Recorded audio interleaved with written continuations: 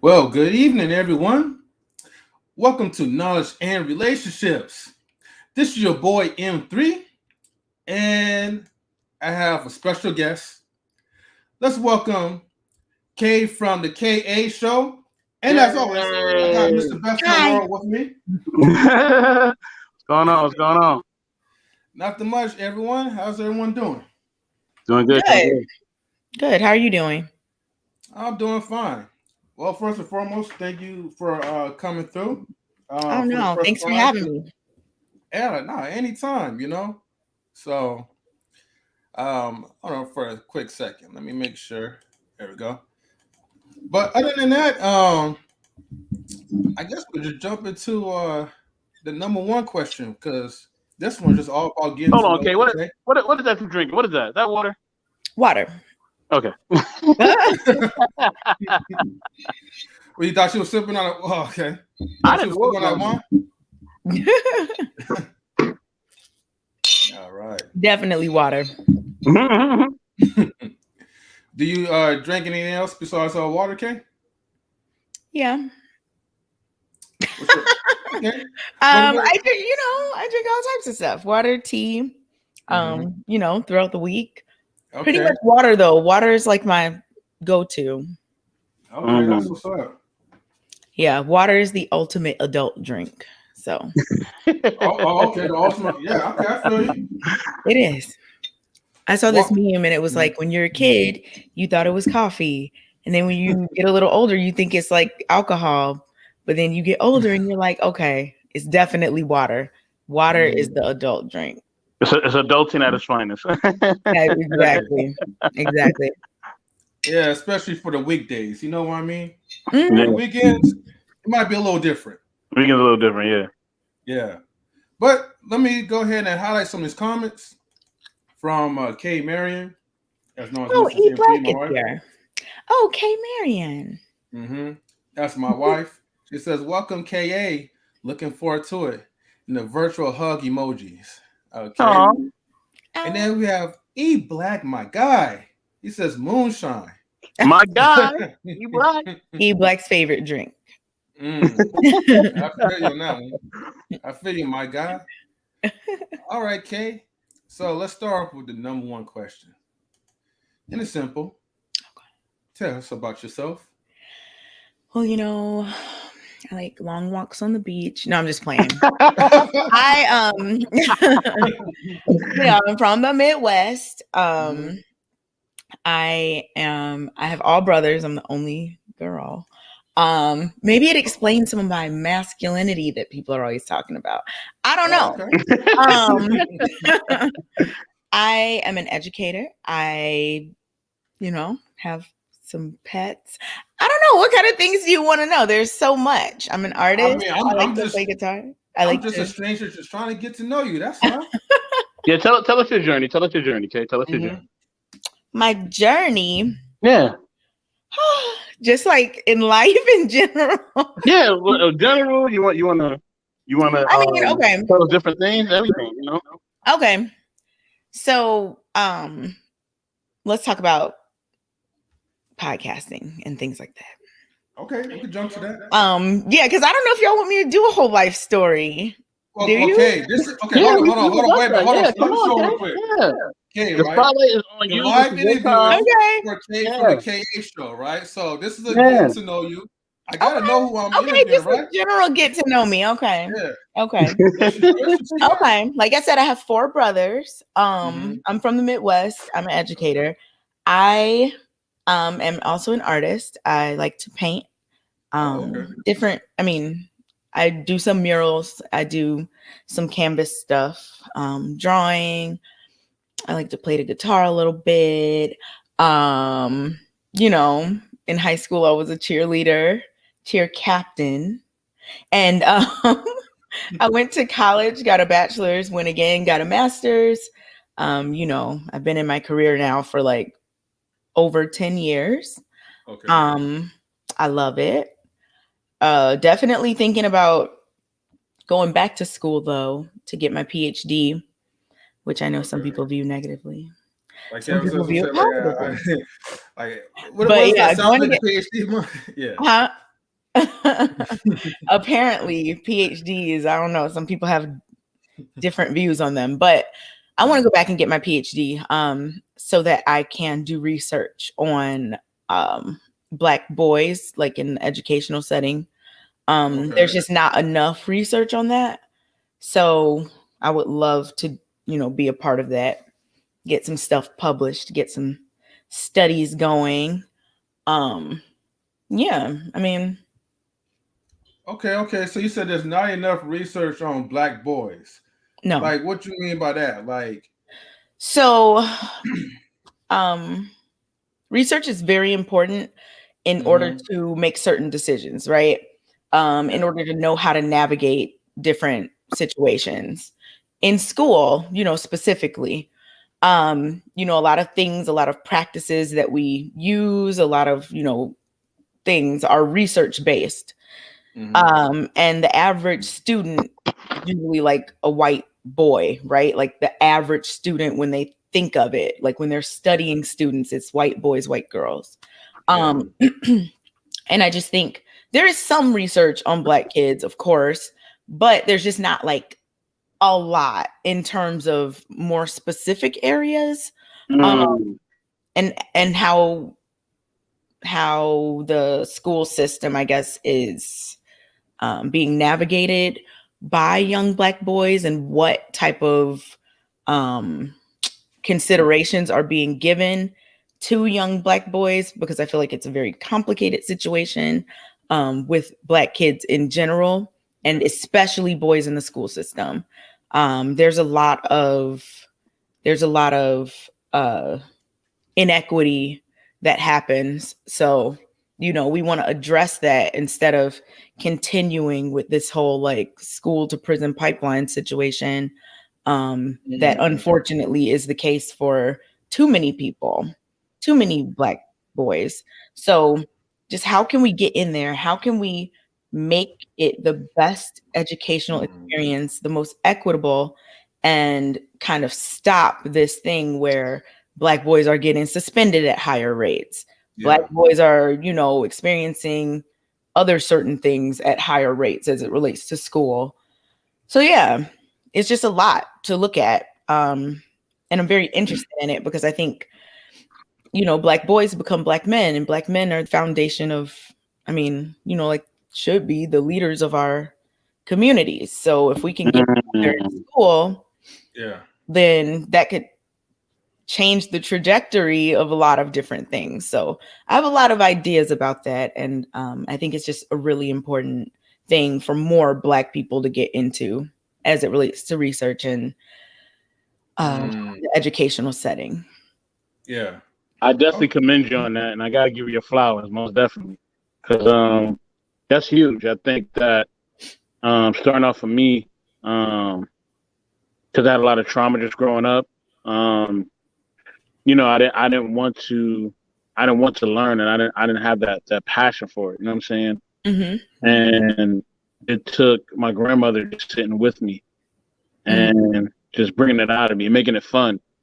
And once she made it fun, it was a wrap after that. I mean, I'm making honor rolls. I'm doing my thing then. You know what I'm saying? But before that, you know, it was just like I would try to be funny. I would try to do anything that I could do to just not focus on the education part.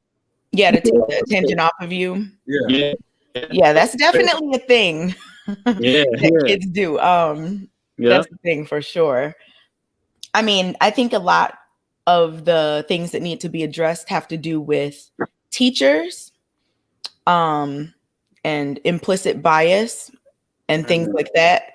So, you know, just getting to the root, like really studying like what is going on, that this is the case year after year, school after school with the Black boys, right? Do the teachers need, you know, more specialized training, more, you know, professional development around certain things? You know, so yeah, and as you know, Black people are not extremely represented in terms of the teaching force. Black men, I think, are like less than 2% of teachers. So yeah, it's just a lot of different things, and yeah, I have some ideas about that too. But because I remember the whole like Black girls rock movement. I have no problem with that, but I'm like, man, the Black boys, we rock too. Like they need that too. They need that just as much, if not, you know, more than the Black girls. You know what I'm saying? Because you know, when something happens to a little girl, you know, everybody runs to her. Oh, you okay? Whatever. Something happens to the boy, like, boy, get up. It's like, and you know what? With that, I know people hate the term, but toxic masculinity is really a thing. Because when you tell a little boy, I'm talking about, I've seen little boys like 3 years old, 4 years old, 5, and it's like, get up, ain't nothing wrong. And it's just like, I understand people want their kids not to be, I guess, spoiled or whatever. But honestly, at a really young age, like there's some coddling that has to happen. Yeah. Like those are little kids. It's not like they're 15 or something and they're, you know, you handle that differently than a small child. But yeah. And it was funny that you brought up you know, how people will say something to boys like, you know, man up or boys don't cry or whatever, which is all, I don't like any of that, because especially for little kids, like you have to let them express their emotions. You have to give them ways to express their emotions in a healthy way. Otherwise they become grown men who are like emotionally damaged, stifled. Yes.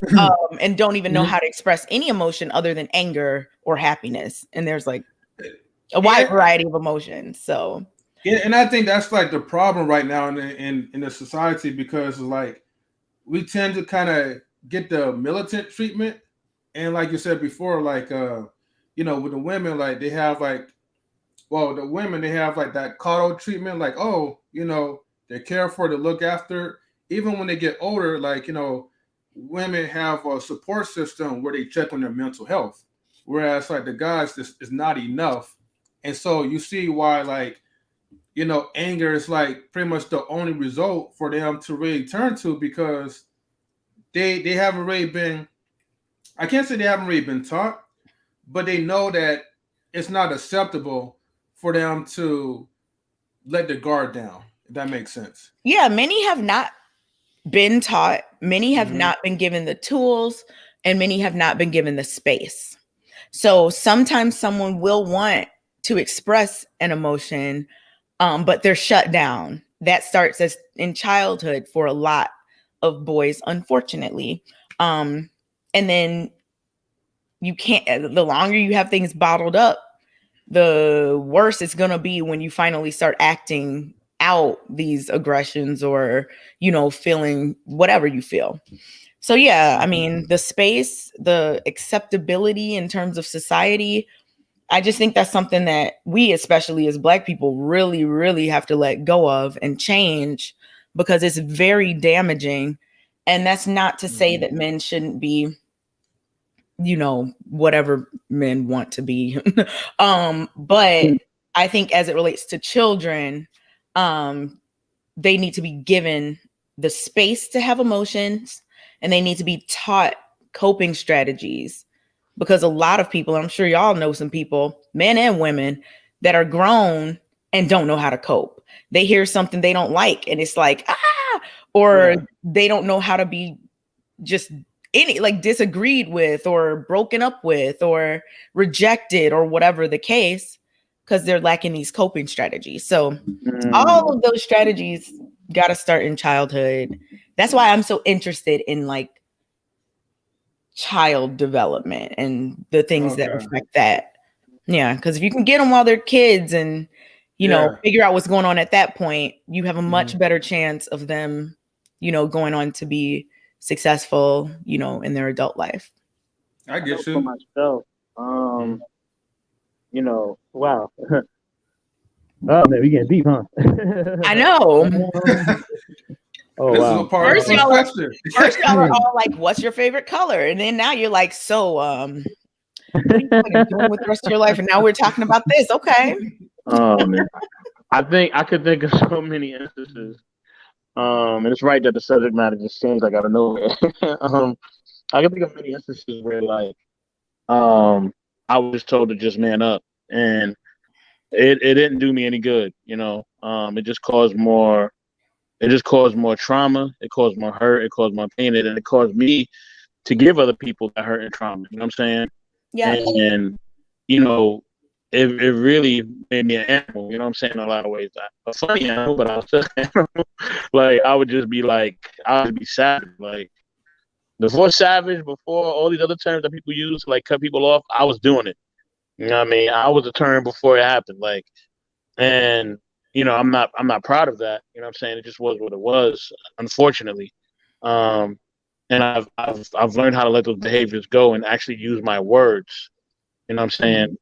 And I think I would say just me self-reflecting on self-healing and also understanding the people that put me through the trauma, what they were going through. You know what I'm saying? And who they were. And then once I started to understand that and have the level of understanding, look, and this not an overnight thing. So don't think that I'm some overnight miracle or nothing like that. No.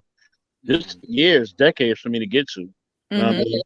And once I got through that, I understood okay, I need to be a better me for me first. You know what I'm saying? You know what I mean? And then once I did it for me, now I can do it for everybody else, but the thing is, not everybody gets to that point. And that's why we have to be really careful how we treat our kids, you know what I mean, overall. Our kids are treated overall, because if you don't, once they become an adult, they're going to have to, not only will they have to just physically work, they're going to have to internally work, emotionally work, and everything else. And it just causes more stress for them as an adult. You know what I'm saying? And I don't think sometimes the parents are thinking about that. What the kid No, I don't. I mean, I'm not a parent, so I'm not trying to say what parents think. No, not at all. But I just assume that a lot of people don't think about man, if I'm constantly telling this little boy, man up, stop complaining, stop crying, I don't want to hear it, get out of my face, sit down, whatever, or telling this little girl the same thing, I don't really think that they think about it in terms of okay, now when they're 20, this is going to manifest as, lack of communication skills, low self-esteem, whatever, lashing out when they're mad, things like that. I don't think any parent, for the most part, wants to damage their child at all. I think that a lot of people just weren't given the tools themselves. So it's just a cycle. And it's at some point it has to break. And that's why I think it's important to talk about these things, research these things, study these things, like people who are in different fields, so like sociology, psychology, whatever. Just getting to the bottom of it, especially for us as Black people, because our situation is extremely unique in this country. And going through that, it gave me an iron will, though. You know what I'm saying? Like, it gave me an iron will, but that was good and bad. It was good as far as business sometimes, because it's like I'll be persistent, I'll be consistent, and people in business like that. But it wasn't good in relationships sometimes, because sometimes it's just like you gotta know when you gotta know when to hold them, know when to fold them. You know what I'm saying? So you gotta know when to let go, when to move on, and then when to hold on to certain things. And I think I had to just learn that. You know what I mean? And once I've learned that, it's made a ton of difference. You know what I'm saying? And so it allows me to, not be toxic, but also not let toxic people inside my environment. That's totally key. But you have some comments, Kay. We got some comments. The comments are on fire. They're saying different things. Let's get to the comments section. What are they saying? Let's check this out. So, Big Guy Journey, how you doing, bro? He said, "Hey, the woman they love to hate." Hello. I don't know what he's talking about. And he says, "Hello, it's everyone." True. I don't think all people hate you, Kay. No. I think a lot of people rock with me, and I think some people secretly rock with me. And then they're like, "Yo, I'm they don't want to secret, but out in the open. They don't want to be out in the open because they might get called a simp. I probably rock with Kay. Whatever. I probably rock with Kay. Anybody got a problem? It is what it is. I know. I'm a Kay endorser. K for mayor. Right. Right. And then Big Guy Journey also says, man, he has a lot to say. He also says that I worked at a boys' home for over 10 years. There was a huge push to them on medication. Dang. Okay. Boys with labels equal more money. Yep. It's the same in the school system. Okay. And then he says, some of what we call toxic masculinity is really false masculinity. I call it insecure masculinity, but hey, let's go. I did a video interviewing my mother where I spoke on this. My single mother had false masculinity that she passed to me, manly boy. I didn't even try to say manly boy. E Black says, interesting, my guy. My guy. Yeah, my guy, E Black. Okay. Kay, what you think about that, right? Let me go to the second to last. He said there was a huge push on them when it comes to like medication. Boys with labels equals more money. It's the same in the school systems. So, I mean, that's a thing. This is why I think it's so important to get to the root issues, to have education for parents, education for teachers, in terms of how to handle, not handle, but how to interact with students, Black students from like the inner city and whatnot, like that have different situations that they go through. My school is, in an urban area. It's like 99% Black, and the neighborhood, is not the best.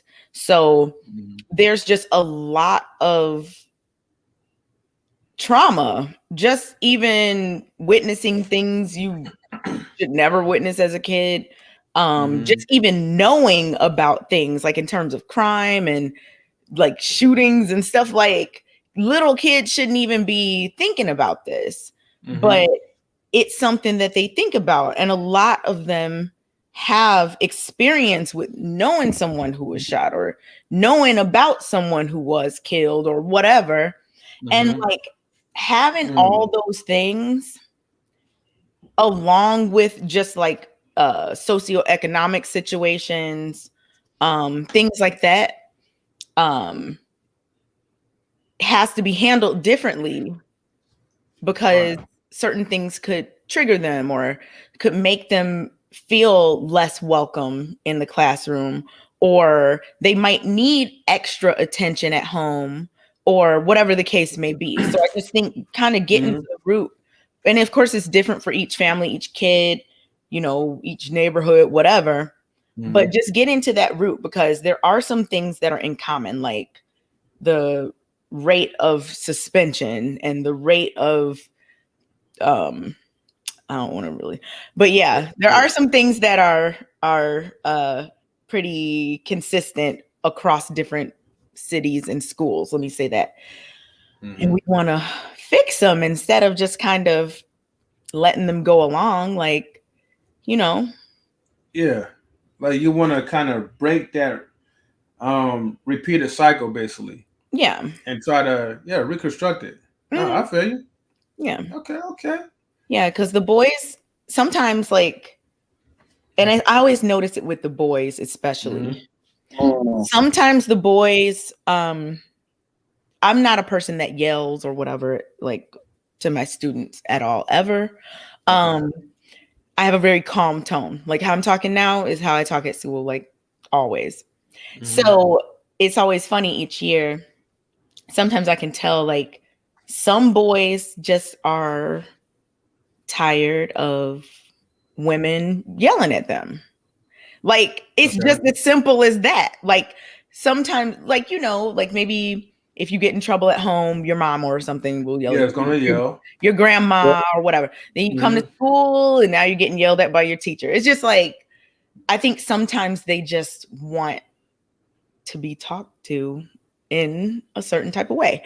And I find that that strategy works for me a lot of the time.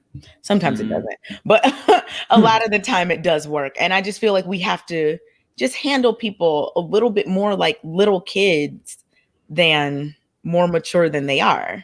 Like, I know that there's studies that indicate that a lot of people actually view Black children as more mature than they are. Like, they think they're more able to handle, you know, troubling situations, and they're more able to bounce back from, you know, different struggles and things like that. Different traumas, yeah. And that does the kids a disservice, because now you're not looking at them like a 5-year-old or a 8-year-old. You're looking at them like a tiny version of a grown person, which kids are not. Like, they're just not developmentally the same as adults. So I just think we really got to get more education around that. And I don't think anybody does it on purpose.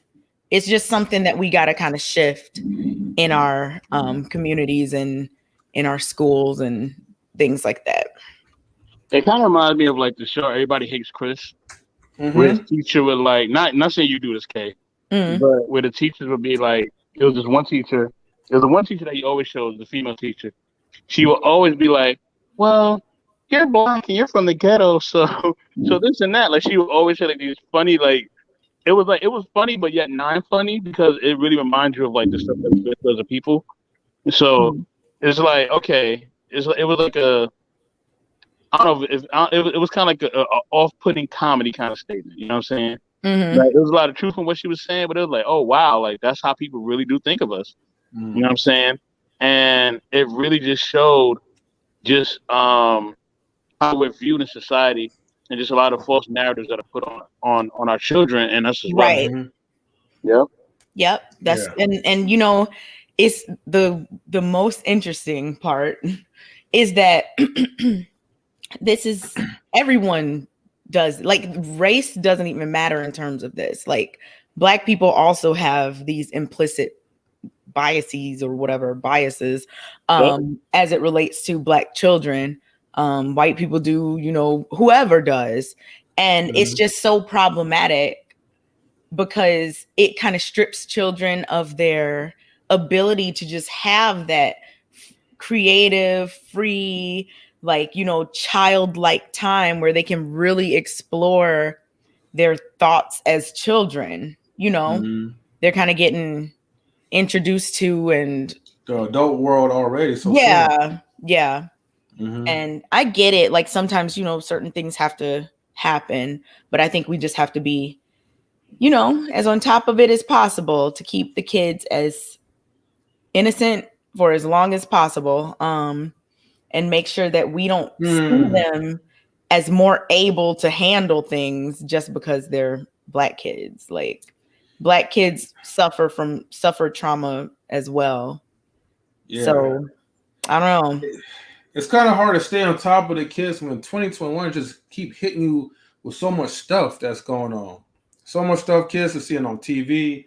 I mean, you know, matter of fact, not even TV, right? Because most of the time, shoot, they're always on their cell phone doing something. Oh yeah, the social media situation. Yeah, so there's like no like escape like from that. So it's like you really, really have to like just, you know, keep your child like on his or her P's and Q's on that. But let me get to the comments real quick. Let me see, because Big Guy Journey says I was gonna say many boys suffer from this, but I ran out of space. I got you. I understand. And he says I write children's books, so I spend much time in schools. Most of the teachers are usually white women. She is right. Many of them can't relate to the child's upbringing. And then it was something that you had said like a little bit at the end, but he says that she's absolutely right. That's the same with the police. Okay. All right. Thank you for your comments, Big Guy. Yeah, and thank you, the ones who's all watching, hey, feel free to support Knowledge Relationships. Get the likes up.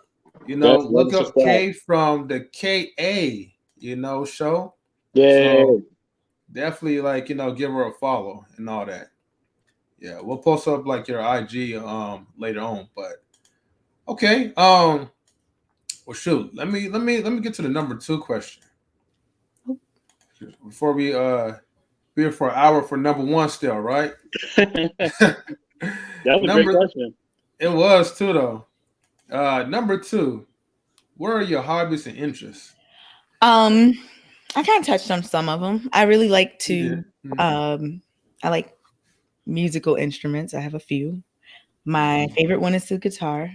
I like to write, you know, different things. I like to paint and draw. I like to make jewelry. I like to read a lot. I really like to like just look up a lot of random interesting like things online. I have always loved to learn, and I'll just get interested in something and be like, why is this? And then just start reading about it. So I just love to learn. I love to do my little hobbies, my jewelry, my music stuff, my writing stuff.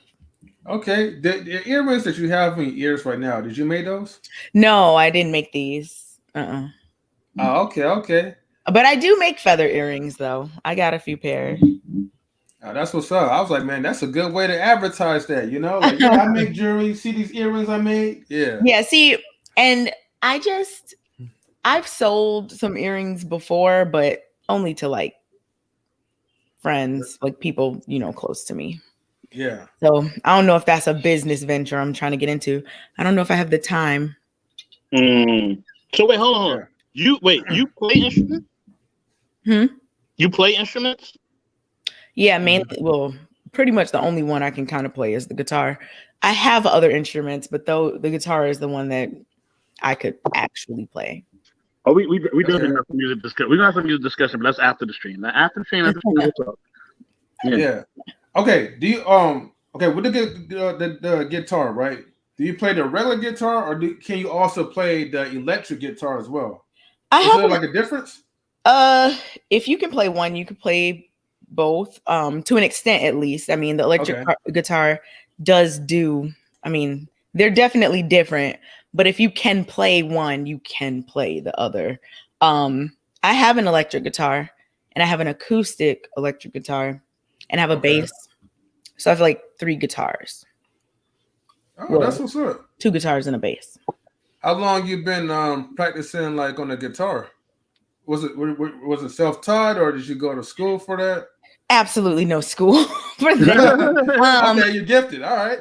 No, I mean, I looked up at YouTube a lot, things like that. You know, I kind of know how to read tabs, so I go like, online and just look, things like that. And once I'm not like any expert at guitar. Let me say that. Like if somebody that was just an expert came, they would be like, you're very amateur. But to people who don't know, they'd be like, oh, you're pretty good. So yeah. But I just like to do it for fun. So I look up stuff online, a song that I want to learn, I'll look it up online and practice it until I get it. Oh, I'm gonna watch the Wu-Tang series. I just saw a commercial about that like a few days ago. Definitely gonna watch. I see the big guy commented. It's funny, big guy said it, because we got some hip hop questions for you too now. We do. No, I'm not doing any hip hop quizzes. Remember what I told you about this? Wait, you told him, but you didn't tell me. Because people be doing like a hip hop quiz and then be like, what was the third lyric on the third song on The Chronic? Tell me now. And then you're like, I don't know. And then they're like, aha, you don't know. You're like, no, Look, it's not like I'm gonna have my Jeopardy music. It's not like I'm gonna ask you those type of questions. No quizzes, like, yo, you like music, right? That's all I'm gonna ask, right? You have a favorite artist, right? Yeah. That's Nas. Yeah. Hey, Queensbridge. Nas and Lupe. I gotta put them in there. Lupe Fiasco. I met him one time before too. He was cool, right? Yeah, mad cool. My wife and I, we took pictures with him. I saw him in San Francisco at this gaming bar, and he was like competing against like one of the best players in Japan. It was just like for promotion and fun, but he was pretty good. It was Street I was Fighter, supposed to be there, but I forgot. I had to work that day, and I forgot. I had to work that day, and it was like a crazy day, and I was doing like so many computer technical stuff. Yeah, I finally got out. I was like, "Woo!" I was like, "Man, I'm going home." And then I was like, "Oh man, I'm supposed to meet up with M3." And I was like, "Oh no, I forgot about the Lubeck thing." And the funny part about it, my job was 5 minutes away. It was literally. Oh, so you were? Oh man. The regret. Yes. Yo, I gotta play this thing for you though. I know, man. Lupe, wherever you at, man. I'll make it. Okay, so who are your favorite guitarists? You like Hendrix? Who you like? Huh? Who's your favorite guitarist? You like Hendrix? You like Janelle Monáe? Who you like? There's somebody I haven't named. I mean, anybody. I don't have like a favorite guitarist in like that. I don't. I never even been asked that question. But no, I don't have a favorite guitarist that I'm like inspired by. Like I said, I'm just a person who teaches myself, looks at videos on YouTube, things like that. It's a hobby, I'm not trying to pursue any kind of guitar career or anything. So yeah, I don't have like a favorite. I never even thought about it. I'll get back to you on that. Yeah, there's a guy you should definitely listen to. He was in a group called Pink Floyd. His name is David Gilmour. Oh my gosh, this guy is incredible. Oh my gosh, incredible. My mom really likes Pink Floyd. Yeah, they are. Whew. Yeah. Mr. Best in the World likes rock and roll too. Okay, you like rock and roll? Yes, he does. You know what I mean? So yeah, let's move on to the next question. You know what I mean? Question 3. You get 3. Before I get to 3, one last comment from Big Guy Journey. He says, I'm in the Facebook group. I was talking about poor righteous teachers. I figured that you would be up on that Wu-Tang series. Okay. Yeah, I just saw a commercial about it, and I was like, absolutely. I love Wu-Tang. One of my favorite groups, Tribe and Wu-Tang. Yeah. Okay. In terms of groups, more than 2. Yeah. Got to be real specific. Yep. Let's see, number 3. Let me see. What made you interested in being a part of the streams and podcasts? Well, on Facebook, actually my whole life, I've been very much into like conversations. Like I've always liked to debate and talk about things. I've always had, my own opinions about things. I've always loved expressing my opinion about stuff. or speaking facts, you know, depending what the topic is. Yeah. Because you know I love to read, so I'll be like, nah, that's not it. Actually, so I'm quick to do that, but I've always loved it, like my whole life. So then finally Facebook comes out, and I'm so old. I got on Facebook like in my senior year of high school in 2005. So I was on Facebook for a long time.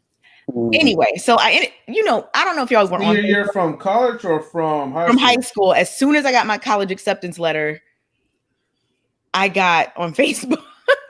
So now you're making me feel old because my senior year was like 2003 in high school. You talking about old? Okay. Never mind. Anybody old? Anybody old? Anybody old? You said nobody is old. I definitely what was I saying? You talking about Facebook? I was on Facebook since high school. But my senior year of high school, after I got my college acceptance letter, because back then you had to have a college email to be on Facebook. So as soon as I got that email, I was on. But back then they also didn't have like all the things they have now. So whatever. Fast forward to the time where like status updates and news feed and all of this became a thing. I immediately started, and I had an old Facebook page that I don't have anymore. But anyway, I got a new Facebook page. I immediately started like, asking questions and just talking about different topics and things like that. And I would notice that they would get a lot of responses. Like sometimes people really rocked with my opinions or whatever. And sometimes they were like, very much against them. But I always just loved that type of interaction where people can have a conversation about something. So then this was so long ago. I was like, I want to have a blog, back when, people still blog now, but back when blogs were like the thing that people were doing before like podcasts and stuff like that. So, I wanted to do a blog and, I was in college and stuff. It just never happened. Fast forward, then I start wanting to do a podcast and I just never did it because I was so busy. The time I started thinking about it, I was in grad school and I just never did it. And I'm just so low technology that I don't even know how to start the process of editing a video and doing all the stuff that you have to know how to do. So I'm just, sitting around and I'm in a Facebook group for the La Peef network. JR has a Facebook group. And I'm in there and I was like talking, the way I talk about different topics and things like that. And he kind of just hit me up like, would you like to be a guest on the show? And I was like, absolutely. Like I've always wanted to be on something like cool. I like that JR impression. Yes, he was. And I was just like, absolutely. I was on it from when he asked. And then, I've been on that show ever since the La Peef show. And that's cool. I love it. How long ago was this? Well, like what year, if you could tell me? Oh, no, not years. This was in April. April this year? Yeah. I've only been on a podcast since April. Okay, it feels like you've been doing the streaming thing like forever. Like, yeah, look, to be fair, like I didn't start watching the La Peef network until I probably said like maybe like 2 months ago. And okay, so the whole time I was there. You never saw it before me. No, yeah. So, I'm still, like I said, this is why we're getting to know you, Kay. We're trying, besides the La Peef network, we're trying to get to know you, because to be honest, I don't really know anybody on the show, so I'm just learning through that way, Yeah. But I'm glad that you're here, though, so we get more in depth. Yeah. I gotta read some of these comments real quick because these people are chatting it up. Okay. Let's see. WT Funk says Wu-Tang? Yes, Wu-Tang. All right. I guess that's his own way of saying it. Okay. Oh, I know. Word change. Hey, man, I must be taking a different language or something. He said, "What up, sir?" Right? And then he asked, like, "What's your favorite comic series?" Okay, you read comic books? I'm not heavy into comic books. When I was little, my older brothers were really heavy into them. And it's funny because we still, like, they used to collect them.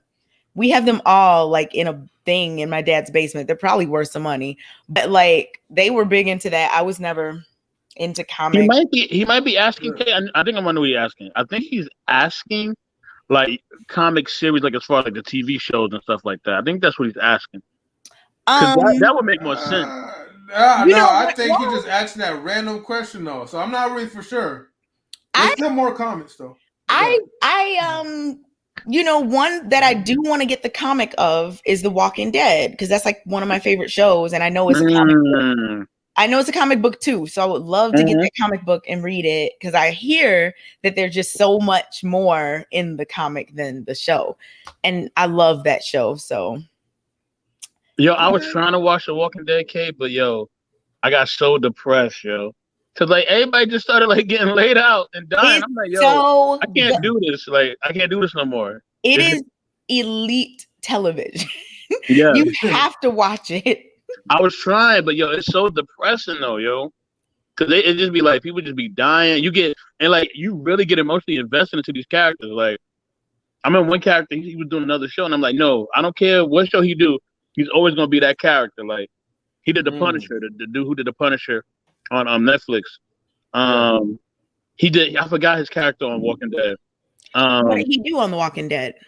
Oh, okay. He was okay. He was a guy that had fell in love with the other guy's the other guy's wife. Oh, came back. Shane. Shane, yeah. Yeah. And I got so invested into the character that when he jumped on Punisher, I'm like, ain't Punisher, that's Shane. Like, I don't care what nobody say. He always gonna be Shane to me. Yeah. You know what I mean? Like, cause Walking Dead, like I'm telling you, when you start, whoever hasn't watched it, if you start watching that show, you really get tied into the characters. Like, if you see him on the street, you run up to him like, "Oh, what's up, man?" Yeah, it's such a good show. Yeah. It's such a good show. So I definitely want to read that comic book. They got a video game too. Are you a gamer? No. Yeah, okay. My man has a Xbox or something. Yeah. I'm not sure. Whatever. I don't know. But yeah, no, I'm not a gamer at all. Does your man like sometimes invite you to play video games with him just for fun? You know what? He tricked me because we were playing like 2K 21 or whatever year. Yeah. I think that's the most recent one. Yeah. 2K21. And I think he was setting me up to fail. Like with the people he was telling me to get, like we were playing one-on-one. I'm like, wait a minute. Why did you get that player? You told me to get this player. Like, so yeah, I don't know. But yeah, we've played a little bit of that basketball. He told you to get the bench player that's only got like 2 minutes. I'm like, wait a minute. LeBron James, pick the bench player, and he going crazy on you in the game. Yeah. Right. That's a running joke. I'd be like, you set me up. I remember that. I got a feeling that you like board games. I don't know why. Do you like board games? Yeah, I do. Monopoly is my favorite game. Oh, wow. Okay. Well, Monopoly is my favorite game other than chess. Chess is my favorite game. Wait, hold on. Okay, so hold on. All right, okay, so everybody play Monopoly different, okay? Now, M3 cheats in Monopoly, but that's another story. Now, I just play to win. You do cheat in Monopoly. You do. Now, you play Monopoly straight up, or do you cheat? What do you do? Just be honest. I do not cheat. How? I do not cheat.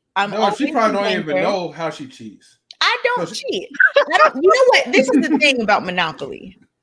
There is no point of playing if you're gonna cheat. Like, it's not like you're about to win the money at the end for real. Like, why cheat? I don't know, but I do not cheat. I just make strategic moves. And that's what they call it. Okay. I'd be like, so let me get waterworks and 4 railroads. I'll give you all the I'll give you Oriental Avenue and that whole set with 1 house on it. People like, hell no. I'm like, look, that's a good deal. Hey, she be saying that. She be saying that she be having like Monopoly money in the back of her pocket. Right. Nobody be knowing. Like, oh, no, she's gonna have the Monopoly credit card, you know. I have witnessed people cheating in Monopoly though, and I'm just like, come on, man, what's going on? Like, is it that money? Sometimes they try to get on that come up. Now, for me, I told you, free cheats in Monopoly. I told you. No, I don't cheat. I just play to win, right? So the way how I went, and you know, I lose friendships in Monopoly, so it's just so big. Monopoly, spades, like you can definitely lose friends. Yeah, because people are sore losers though. My favorite game is I love playing Uno. Oh my gosh. I haven't played Uno in so long. I'm an Uno guy to the full. You know what I mean? Shout out to First Lady Tammy. First Lady Tammy. You know I mean? She said watching the live stream on my phone, good interview so far. She has a question. Oh, okay. That I'm not sure was asked yet. What got you into the teaching field, and what do you like most about teaching? So originally I wanted to be a psychologist. That was originally. But so I majored in psych for undergrad. The plan, well, I wanted to be a psychologist or a lawyer or do like some kind of joint. Okay, you gotta tell us why. I'm about to tell you. So wait, why what? Just skip that and go to the teaching thing, or why the psychology? No, it's not at all. We listening. Okay. Yeah. So I wanted to get into psychology because I've always been very interested in human behavior. Always been very interested in just the cognitive process. Always been very interested in how like memory works. Just everything to do with the mind, I'm extremely interested in. So psychology is something I've loved for a long time. Like in high school, I took a psychology class probably like freshman year, and I was like, okay, this is what I want to do. So I went to undergrad for psych, and I was thinking I would be like, I wanted to get like into psychology and law. Like I always thought those two went really well together. You know, but then after undergrad, I ended up getting a job right away, like at a school as an instructional aide. So I wasn't really like teaching. I mean, I was teaching because instructional aides definitely teach, but not like a lead classroom teacher. And that was right after college. And I was like, okay, maybe I could be like a school psychologist and go back to school and like get into that.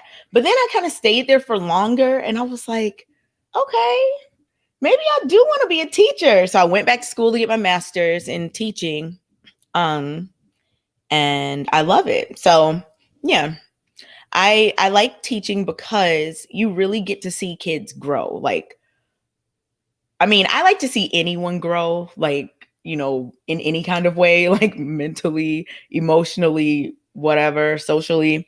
But with kids, like you get to see so much growth, like not even just academically, but when I first get them, and then at the end of the year, they're literally like bigger, they're taller, they have more knowledge, they're more academically, you know, ready. It's just really cool to see that growth. Yeah. And I've thought I love teaching. I've thought about, you know, teaching like on a college level as well. I don't know, but I just love teaching all around, any age. But yeah, it's really cool to see people learn. I'm really interested in that process of learning and just seeing how people's minds like make connections. That goes for adults and children. It's just something I've really loved for a long time. Even in undergrad, when we were in some of my psych classes, like learning and intelligence would be like a subject matter. And I just always thought that was interesting, even back then when I thought I was going to get into psychology. Yeah. Okay. Mm-hmm. Okay. Yeah. Well, you know, so and that's good. You had a very detailed career path, you know. Man, and you had to find, you know, your passion. You had to just like really grind it and really find it. And a lot of people, some people don't do that. They just kind of, because it's hard. It's not easy. You know, you invest time and money, you know, and you're investing your personal time as well. So that's not easy. And for you to just do that, I definitely applaud you for that. Most definitely. Thank you. Yeah, give a lot of stuff to do. Come on, you gotta give a round of applause. Come on. Oh yeah, no doubt. Hold on, where is my Where's your applause button? Where's your applause button? I got you, girl. There we go. Thank you. No problem. And DJ Eddie King says, "What's up, guys? DJ Eddie King, Great show." Yeah, we had a live stream with him like last night, and it was phenomenal. Yeah, we was up there freestyling at the end. Freestyling. Yeah, just rapping stuff. Okay. I know what it is, but I was just saying it like, oh, y'all be freestyling at the end. Like it was just more random, because he does DJ Eddie King, right? He is the music coordinator for the music coordinator, yes. So the beautiful instrumentals that you hear in the beginning, that's him. Oh, okay. Mm-hmm. So you got any bars for us? You got any bars? We know K got some bars, He does. Okay. Look. Anytime when somebody's like going to, I got bars I can murder you guys, but I'm gonna be modest on the show. So let me go ahead and sip on my water. Exactly. We're gonna say that for the end. We're gonna say that for the end. No, I'm shy. And it's funny because I'm not shy, but I am shy about certain stuff for some reason. I don't know. But no, I will not be rapping today. But if y'all want to rap, I could judge the battle if y'all are gonna. Yeah, it's all good, man, because we've been rapping for at least the two past interviews, so sometimes your boy gotta mellow out a little bit. You need a rapping break. The world and K is not ready. And Big Guy says, "Yeah, that is dope. I love watching babies learn, grow. The capacity of the mind is so interesting." Mm-hmm. Yeah, I always think about it. I'm I always think this is very random, but in terms of capacity of the mind, there's so many different theories about memory, for example. Okay. Do you think that everything you see or everything that's happened to you is somewhere, or do you think in your mind it kind of premonitions a little bit? No, I don't know, stuff from when you were a kid or stuff from 10 years ago, just things. Do you think every experience that you've had is somewhere in your mind and it could be retrieved, or do you think that it just goes away and it's never coming back? Because sometimes I'll think of a really random thing. Yeah. And wonder, does the other person that was there, when I was 8 years old and this thing happened, do they also remember this? And if not, why not? Why do I remember it and they don't? It's just so interesting. I don't know. That's the capacity of the mind. I just started thinking about all the things your mind can do, can remember, can play tricks on you, all types of stuff. I mean, it's called. I think that's why that's why they call it recollection. Because you could recall it, and then you also feel everything that you were feeling in that moment. You could feel yourself sitting in that area. You could feel the weather. You can feel your mood temperament. I could remember sitting in the elementary classroom, and it was super cold, but I could remember it. But it's hot right now, where I'm at living. But I could just recollect that whole feel. I could hear Anita Baker playing in the background. I could just hear just everything. The mood I felt as a child at that moment, everything. I could recollect it. I'm sitting right there, but I'm not there anymore. You know what I'm saying? See, but then what don't you remember? You know what I'm saying? I always think about that too. We remember things from when we're 4, when we're 8, when we're 10, whatever. But it's our brain would be, or would it be overwhelmed if you remembered everything? I know that your brain gets rid of some stuff. When you walk down the street, this is why eyewitness testimonies are so inaccurate sometimes. They've done these experiments where they'll ask what color shirt was the person wearing that you were just talking to. And it's you're not even thinking about that. That's not even in your memory. So I don't know. It's just weird. It's whatever triggers maybe that trauma or that moment. because some people have like a good short-term memory, and some people have a good long-term memory. Mm-hmm. Or sometimes it just your brain picks and chooses what it wishes to store. Like I remember my first tongue kiss when I was 2 years old. Why do I remember that? I don't know. It just comes to the mind sometimes. But if I was like to go into wait. What? How old was the person you kissed? Obviously, the person was the same age. It wasn't nobody older. You know. I was like, this is quite concerning. I'm still concerned. I'm very confused by this. Yeah. Hey, yeah, certain experiences, you should like, yeah. Hey, go figure, you know. I was about to say, like, wait, okay. Well, I'm concerned, but that maybe at that moment that was like my first pretend girlfriend or whatever. But oh my god. I'm just calling out, you know. But then there's things that I probably can't remember, like what happened, like, you know, some moments of maybe something that happened yesterday or whatever. I don't know. It's just the way how the brain works, you know. Maybe we're just so used to like. Now, you know, let me stop before I get to my stories and all that.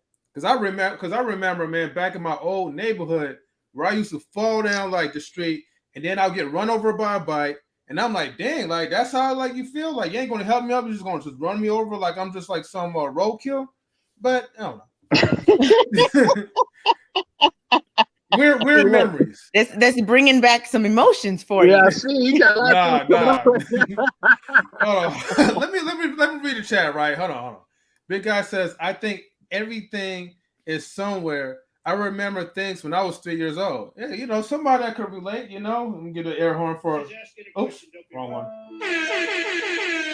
Oh, damn, I'm slipping up on my my music. But anyways, he says we only have a small piece of our brains. I think it's in there, but might not be available unless something jogs it. Yes, definitely for sure. My wife is saying, "What? Whoa." Tongue kiss at 2 years old.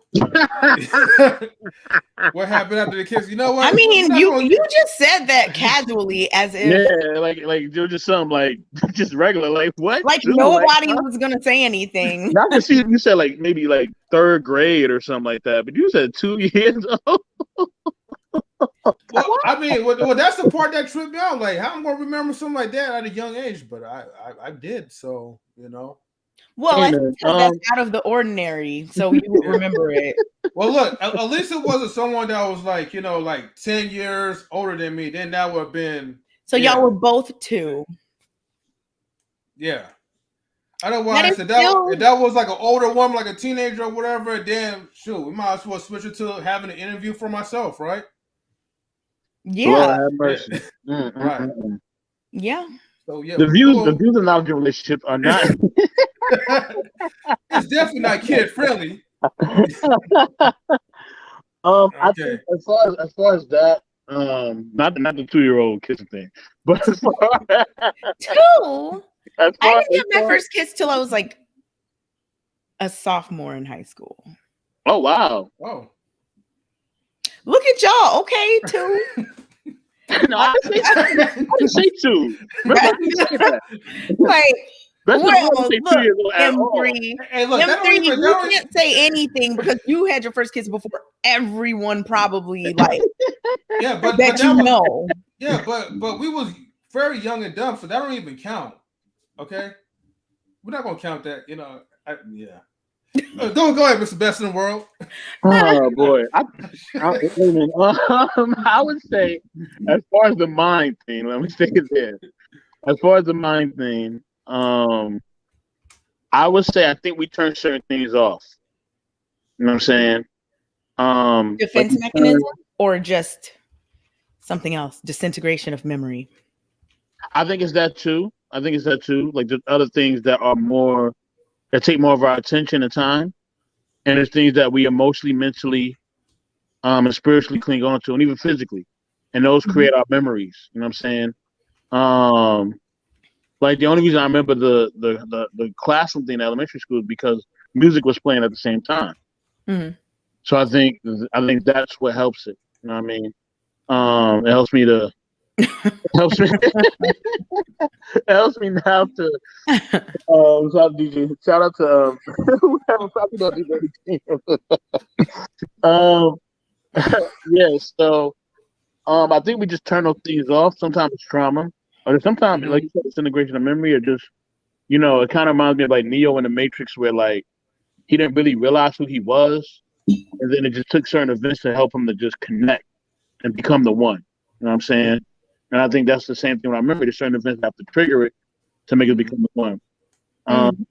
As far as this whole first kiss thing, I didn't have mine until 3rd grade, 4th grade, something like that. Yeah. So I was about 8, 9 years old. Okay. Look at M3. What? It feel like you late. Are you mad late? I'm not saying anything. Oh man. We're gonna get to the relationship topics in a minute, but that's further down the line. Yeah. But we gotta go back into what is K's top 5 rappers and MCs. See, simple question, right? Solo artists? No, what's your top 5 rappers or MCs? You can do solo rappers and anyone. MCs, yeah. It could be groups or anything. Yeah, anybody, yeah. I hate doing this. Nas, Jay-Z. This is in no order. No order. Okay. Nas, Jay-Z, Lupe. Okay, Nas, Jay-Z, Lupe. See, okay. It ain't that hard, K. It is, because I was gonna immediately say Wu-Tang and Tribe. Okay. Nas, Jay-Z, Lupe, Wu-Tang, Tribe. But then I started thinking about like Mobb Deep and just other people. Like, I don't like to do this. But if I had to choose just on the spot right now, those are the 5 I would pick. Okay. Nas, Jay-Z, Lupe, Nas, Jay-Z, Lupe, Wu-Tang, and Tribe. Okay. Now, probably when I become an aspiring rapper, then you could kind of add me to the top list. But yeah. But for now, I'm surprised. Okay. I believe in you. Actually. I believe in you. I'll mess with you. I'm not trying to be no rapper, but yeah, okay. Now you are. I can tell. I'm surprised. You said I could tell? I mean, I can tell that you are. You're really putting this out there in the universe. No. You're putting it in the universe. The universe. We talked about freestyling. Now you're talking about being somebody's favorite rap. Okay. Okay. It's okay. I support it. Look, I'd rather be like a producer than to be like a rapper now. That's where you make the most money. I'd rather own the rappers than to become one myself. But speaking of that, yeah. I mean, okay, I know this is gonna be like kind of on a tangent as well. But speaking of that, I'm all into my Black, things. Okay. We as Black people, just not me because I don't have enough money, but some Black people with lots of money need to come together and form a record distribution, like a media distribution company, right? Okay. Because the money is really in the distribution. The control is in the distribution. Not a record label. I'm talking about like Sony or like 20th century, whatever. I don't know, whatever. Like the major media Universal. companies. Yeah. But I have a feeling because there's no I know there's one Black man that has I forget his name. He was on Shark Tank. I feel like he has a media distribution company of some sort. Oh, you talking about one of the main guys from Shark Tank, the bald head guy? Not Damon John. It's somebody else from like some of the newer episodes in the past like few years. But I don't think he was on there forever. But anyway, he I know he has one. I forget what it's called. But I feel like when like the artists sign their contracts and whatnot, that there's probably some like non-competitive clause that says you can't. Because why else wouldn't people? Like, why would there not be a black media distribution company that is like, I mean, somebody said Motown. What's Motown doing now? And do black people still own Motown? I don't know. I think we do. I don't think so either. I think it was bought out. I don't know though. I don't know. I'm not sure. Yeah. See, the problem is, like, I'm for sure, like, you know, like back then, like, you know, black folks, like, you know, had their own, you know, like, I guess, like, what, the record distribution companies and, you know, labels and all that. But see, the problem with us is that with our people, we're more like money driven, whereas opposed like to, you know, our competitors, they're more like power driven. So yeah, whenever black folks, like, we could use BET for example, because BET was once owned by a black person, which I don't remember that. Bob Johnson, right? Yep. Soon as you see that big fat check, you're just like, your mindset is like, okay, I'm sold. I'm going to sell this company to the man or whatever, and I'm going to just live off of that and have have all the money you need for the rest of your life and your family's life. Yeah, but we don't think long term. Like, okay, or well, let me stick this out, and then maybe in the future, you know, I could probably get better investors that could be within our own people. And so, like, you know, white folks or whatever, right? You know, they buy our stuff up. Like, sometimes a white person, well, some white people will take what's a good analogy? They will take a lesser position with less pay if they could have more control and power, you know, over their employees, if that makes sense, or over the company rights. So I think that's why, like, we don't really have like a lot. Yeah, because black people, like, there's not enough generational wealth backing of, you know, not enough confidence that this chance will ever come again. Yeah. So it's like, man, you know, we got to eat. We this idea, somebody wants to buy it for $20 million, I'm selling it. Whereas some people are like, you know what? No. Like, I remember when Mark Zuckerberg, when Facebook tried to buy Snapchat, and Snapchat was like, no. And tried to buy it for like a bunch of money. Yeah. And in my head, I was like, they didn't want to sell it, but it was a good thing because Snapchat ended up being huge. So, you know, taking those risks is something that I don't think a lot of us want to do when presented with huge amounts of money right in front of us. I got you. I think that the problem is the fact that, because I was watching it, and it's very, very it really connects the dots of what we're all talking about, especially the point that you brought up, Kay. The fact of the matter is that I was watching the clip with Muhammad Ali, and he was just talking about like his faith. He was talking about just how he, you know, how he views just life and how he's about bringing joy and happiness to people, and, you know, how he just wants to serve and be an example. Then it skips a clip of a rapper, and this rapper was talking about how he was so impressed by being in another rapper's house. And I said, that's the problem. That's the key problem. The public figures, the athletes, the entertainers of back in the day, their concern was being a servant.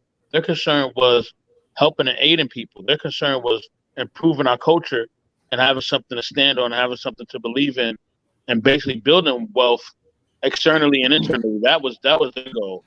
But now, the public figures of today, all they care about is just getting their own money, getting their own royalties, getting their own check.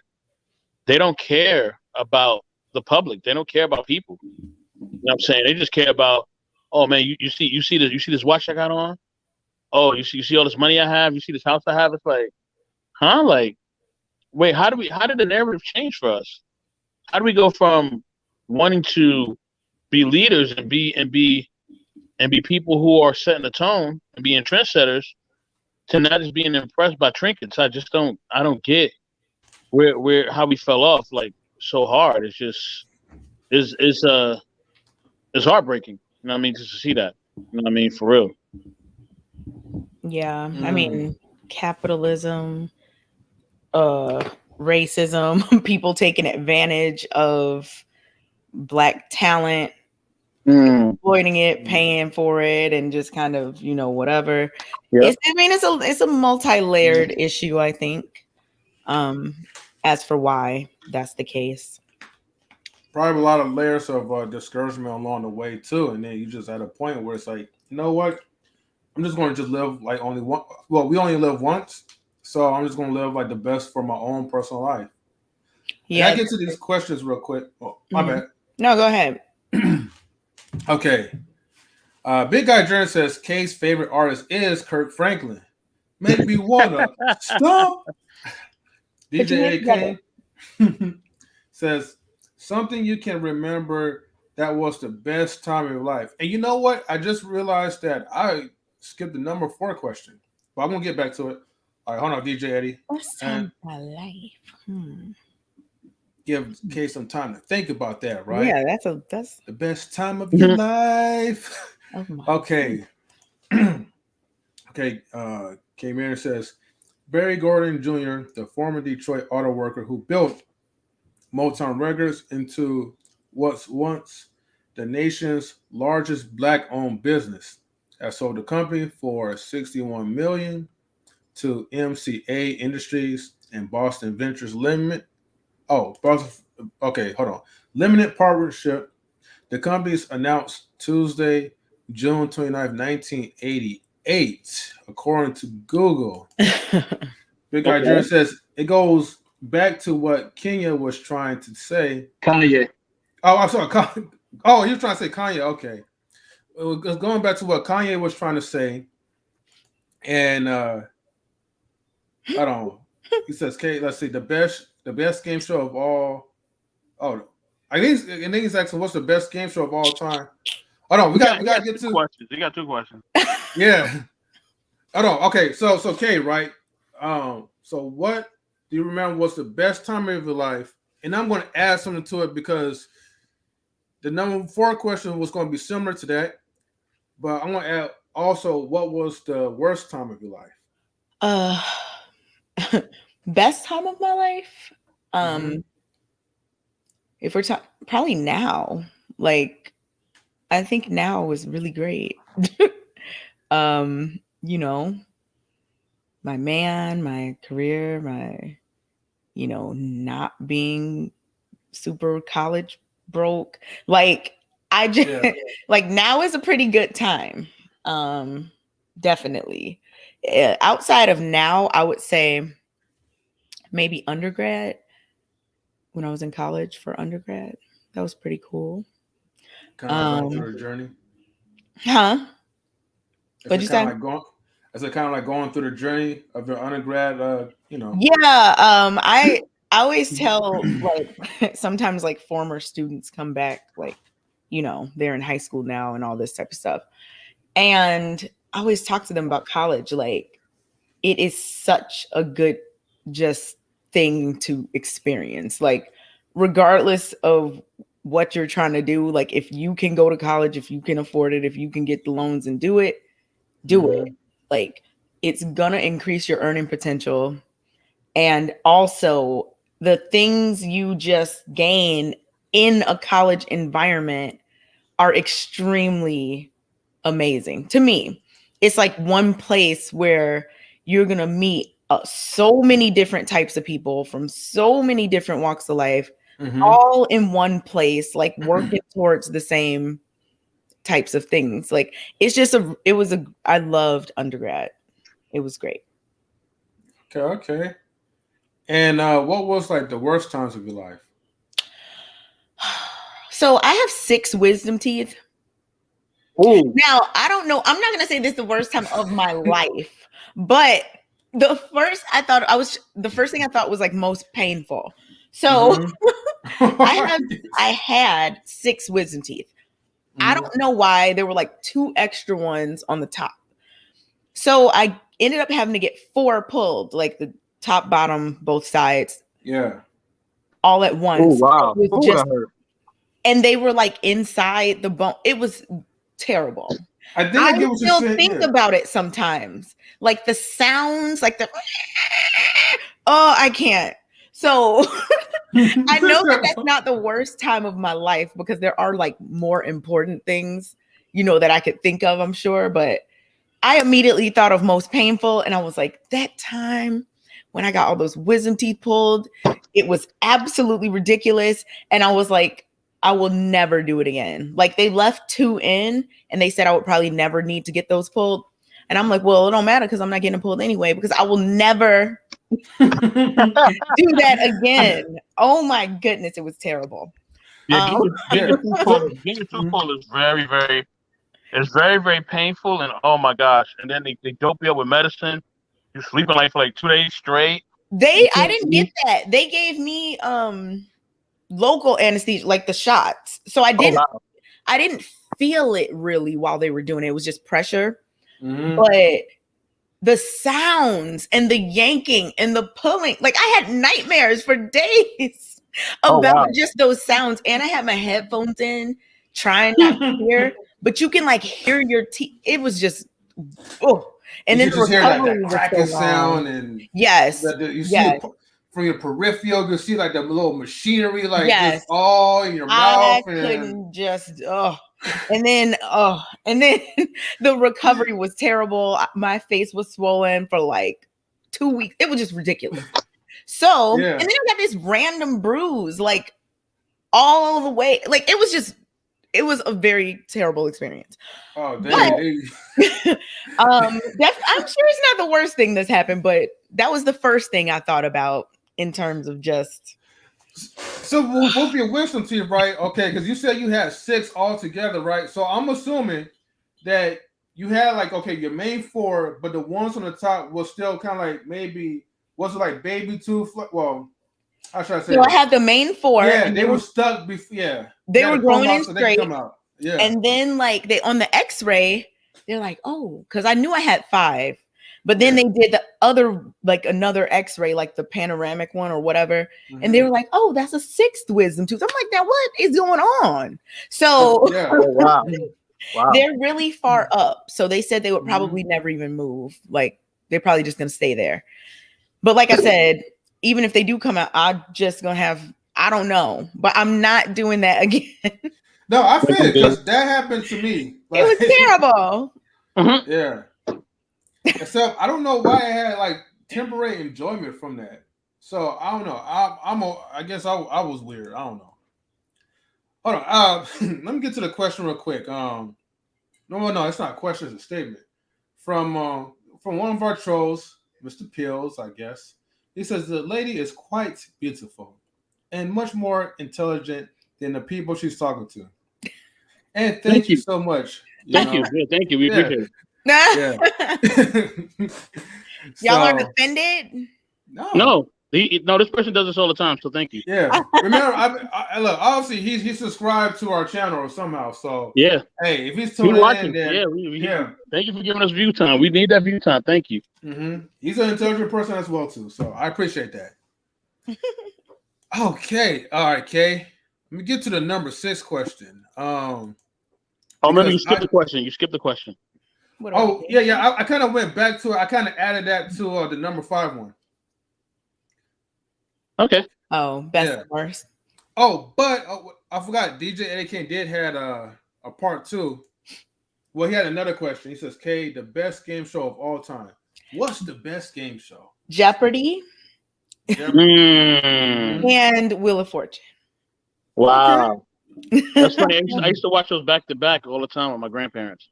They would come on back to back, and I watch both of them back to back. My favorite would be, I like Jeopardy, but I also like it's what is it called? It's the one where they have a letter and they're trying to name the context clues for that letter. I don't know. I think it's Password. Yeah, Password. Password. Yeah, I think it's called Password. Yeah. I love Password, but I'll say Jeopardy, Password, Family Feud too. Oh yeah, that's the one. Family Feud. See, but that's just more like funny. I don't know. Like I really be into Jeopardy and Wheel of Fortune. The show. Okay, there's one game show I actually wanted to go on. and it's two actually I want to go on. The Price is Right is one of them. Oh, yeah. I always want to go in there, and I mean, once everything really opens back up, it's in LA. I'm definitely going. And then the other one was Who Wants to Be a Millionaire. Oh yeah, that too. Yeah, that too. I can't believe I forgot about that show. Oh yeah, too. Deal or No Me Deal. too. Deal or No Deal, y'all. Deal or No Deal. Oh yeah. That was Remember I used to have the video game of that too? 5. Pick case number 5. What are you doing? It's 5. I'm telling you, it's 5. They don't pick the one I say, and they always wind up losing. I be knowing what number to pick. They don't be knowing. They don't listen, you know? They don't listen. And then they have like that little man in the thing upstairs, and he be acting like he's really on the phone. And I'm like, they really got this dude up here looking like he's really negotiating. I think it'd be Howie himself that be doing that. Like what? I think he be is it just a shadow of a man, or is like their actual man up there? I don't know. I've seen it. I've seen whatever that is move. So there's a robot up there. I've seen it move. Like, what if it's a conspiracy and it's just a screen that looks like a shadow of a man? I've always wondered. I have all these strange things that I think I'm like, what if this? Like, you know how you watch animal shows, National whatever, Discovery, with that man, David Attenborough, narrating, the English accent man. Yeah. I have thought like, and this sounds really crazy because I mean, people like, it sounds crazy, but I'm like, what if like the scandal of our lifetime is that all those shows are like CGI, all of them? What if none of this is real? Not saying the animals aren't real, but just saying like, what if they didn't go to the Sahara to get this? What if this is just like some next level computer graphic image? You talking about like Jeopardy included? You talking about Real Fortune, Deal No Deal? Like she's talking about like National Geographic, like animal shows. They be like in the Sahara, the lion prowls against his prey. I know that they have like some strategies that they use for these camera angles and stuff, but some of the stuff they be real deep with it. Some of the stuff I'm like, there is no way that this is real, but it might be. I'm just saying that would be hilarious if that was like the scandal of our lifetime. Well, every show you've seen has not been real. Okay, you know what, Kay? You should be like a Kay theory thing, right? I need that's what I need to do. I have a lot of Kay's like conspiracy testers, right? I get it because like with the animals and the bugs and stuff, it's like okay, like how did you get them in a certain angle and then you just so happen to film at the right place at the right? It's like the animals is accurate in themselves. Like all right, like you caught them at the exact moment they were doing this thing. Like you gonna fly over there, right? You gonna kill that little chicken or whatever. Like, because like okay, this is the one thing that got me interested about this, right? And I always was puzzled about this. When they talk about like the bugs, like the ants, okay, you see like the ants going underground, right? The ants are going underground. They be having the camera in the little hole, looking at the ants under the ground. And they just they just so happen to run to a spot and they just all ambush them. And you're narrating, but I'm like thinking about to myself, like, how the hell are you underground filming this? narrating? They have probably some kind of like scope camera. I don't know, but I like sometimes think about it. Like, what if all of this is fake? And I love ants. They're like ants and roaches and bees are like my favorite. So you love them in your house? Love the ants crawling around eating like your peanut butter and jelly sandwiches or whatever? No. I don't want them like infesting my home. Okay. But I just find them very interesting insects. And ants can live up to like 30 years. Oh, wow. Their colony or whatever can live like 30 years.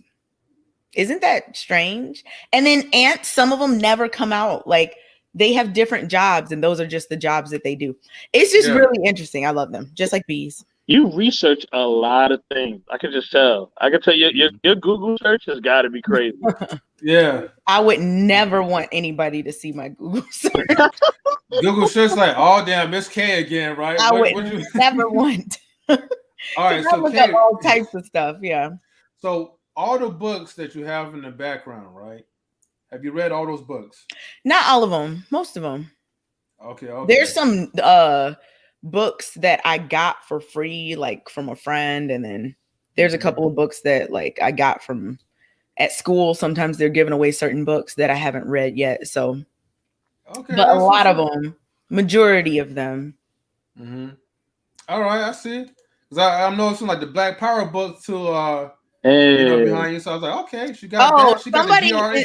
Somebody in the Lapif group was saying something.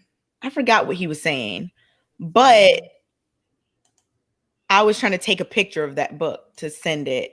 That's why it's like sitting up there like that. Okay. Instead of being like in the shelf like the other books. Although my bookshelf is like very messy. I have 3 really messy bookshelves. And then like another bookshelf in the living room that is also pretty messy. I got to get my books together. Well, see, you have to make it look messy because, see, a lot of times, just how you can tell when people don't read books, right? When the books are neatly on the shelf. I always take them out and put them in. Mm-hmm. Yeah, there's a lot. Yeah.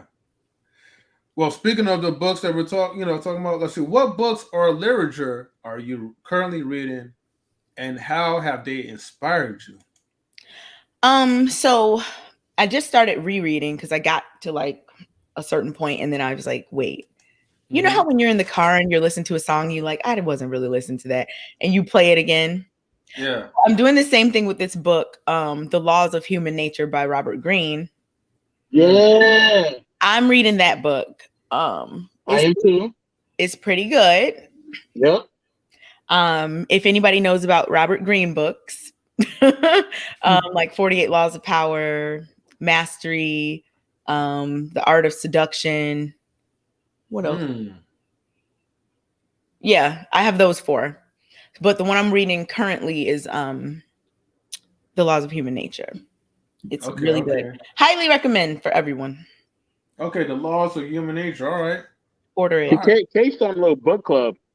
I know. I was thinking about. I'm in the book club now. She ain't got anybody in the book club. I was thinking about just going live on IG every night and just reading a book. Ooh, you should. Or I mean, you're familiar with StreamYard. You could, set up like a StreamYard and maybe invite some folks or whatever. And yeah. Oh yeah, StreamYard. Yeah. We'll talk about all the stuff after the show. We have a little after the show. Oh yeah. Because I don't want nobody stealing they stealing my idea. Yeah. I love to read. Like I love to read like out loud. I love to read aloud. And I'll always ask my man, I'll be like, you want me to read to you? He'd be like, I'm not your student, but I love to read like out loud. So that would be really great. I always think about that. Like I should just go live and just read. I used to post videos to Facebook of me like reading different things. But I stopped doing that. That was years ago though, but I might do it again. Yeah. Might do it tonight. We'll see. Oh, okay. Yeah, look, because you know why she's saying that? She wanted to play the air horn. I got you though. All right. Number 7.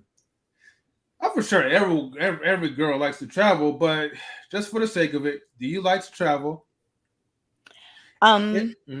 Oh, go ahead. And I'm reading it while you're saying it, and then I already knew the rest of the question, so I was like about to answer it. Okay, no problem. Do you like to travel? I already know for sure you're gonna say yes, but let's see. If so, what locations are your favorite places to travel, and where would you like to travel in the near future? I'm not really that huge on traveling. It's just not even. I mean, I wouldn't mind doing a bunch of traveling, but yeah, I don't know. I'm just not. I was talking to my mom about this, or was it my mom? I was talking to somebody about this. Like, I'm just not as interested in traveling as a lot of my peers are. Like, I know a lot of women, they love to go somewhere, like out the country, all these places. And I'm just like, I mean, I like different cultures. And I like to learn, of course, about different people and things like that. But just in terms of like, I don't know. I'm not big on traveling. But There are some places I would like to go at some point, but no rush. I want to go to Nigeria, of course, because that's where my family's from, my dad's side. Okay. I want to go to Switzerland because it just looks like a postcard. Every picture I've ever seen looks just absolutely beautiful.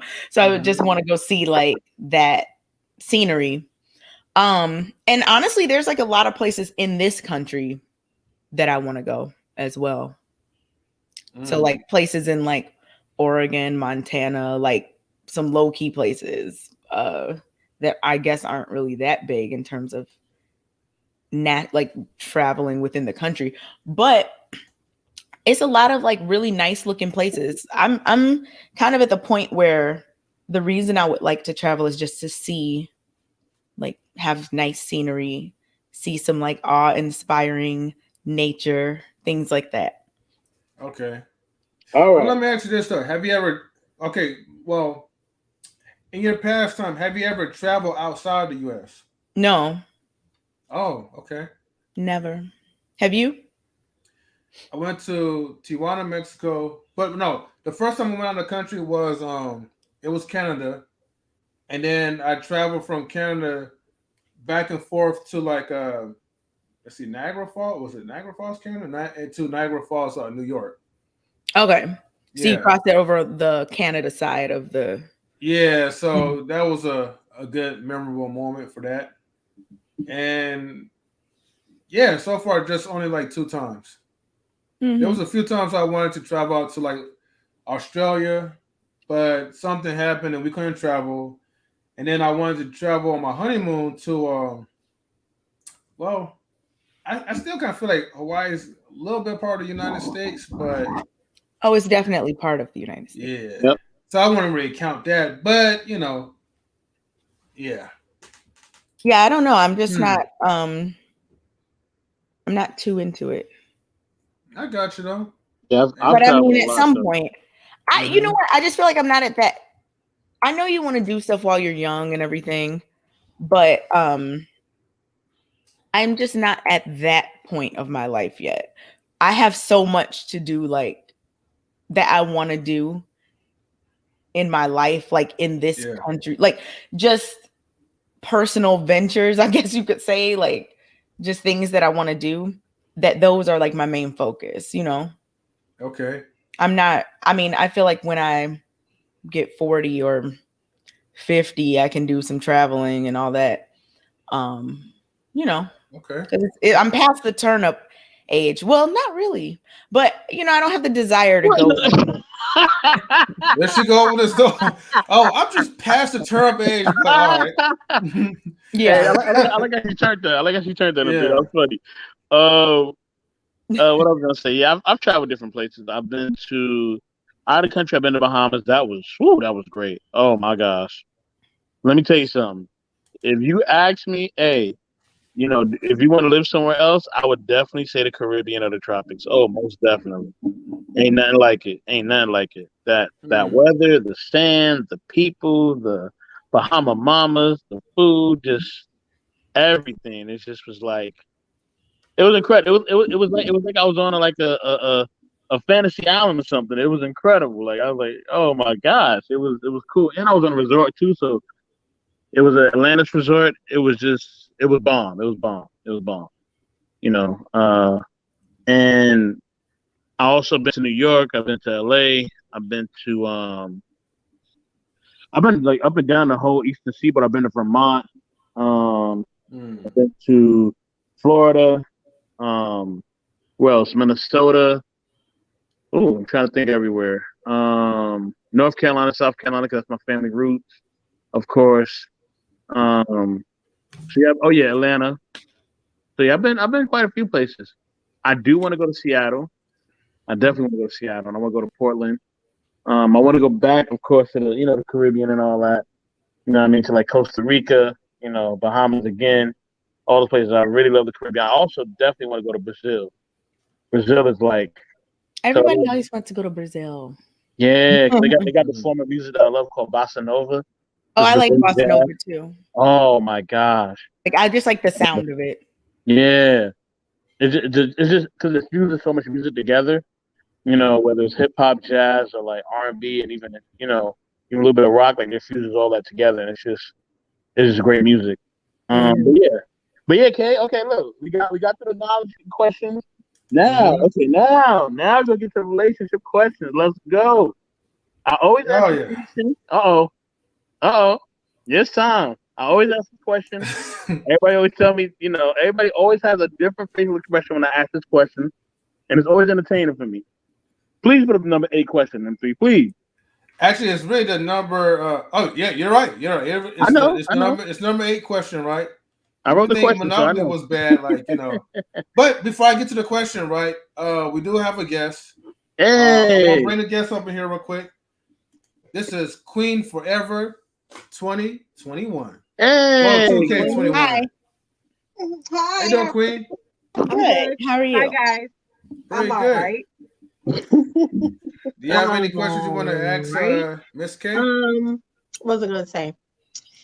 So my question for you is, with you wanting to get in the podcast, what were your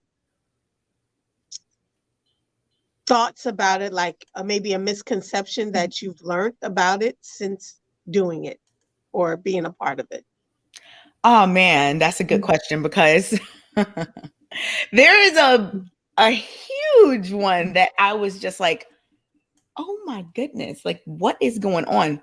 So in my real life, I have, very intellectual conversations, very lighthearted conversations, all types of conversations where you agree, where you disagree, and it's just like whatever. You just talk through it. And in my real life, also, I'm a very, very, very well-liked person. Like I have a lot of different types of people that I am cool with. Like I'm just really well-liked. So because of my charming personality and charisma, So I get on the podcast and it's like the total opposite. I'm like, I'm appalled, first of all. No, I'm not. But it's just so weird, like that people see you, they think one thing about you and they just think it forever. Like you can't get out. Like if they think you're one way, you just gonna be that way forever. And it's just, I don't know. For me, I'm so like multifaceted. I'm very much understanding. I understand life is different for everybody. I try not to put off my beliefs and stuff on to other people or anything like that.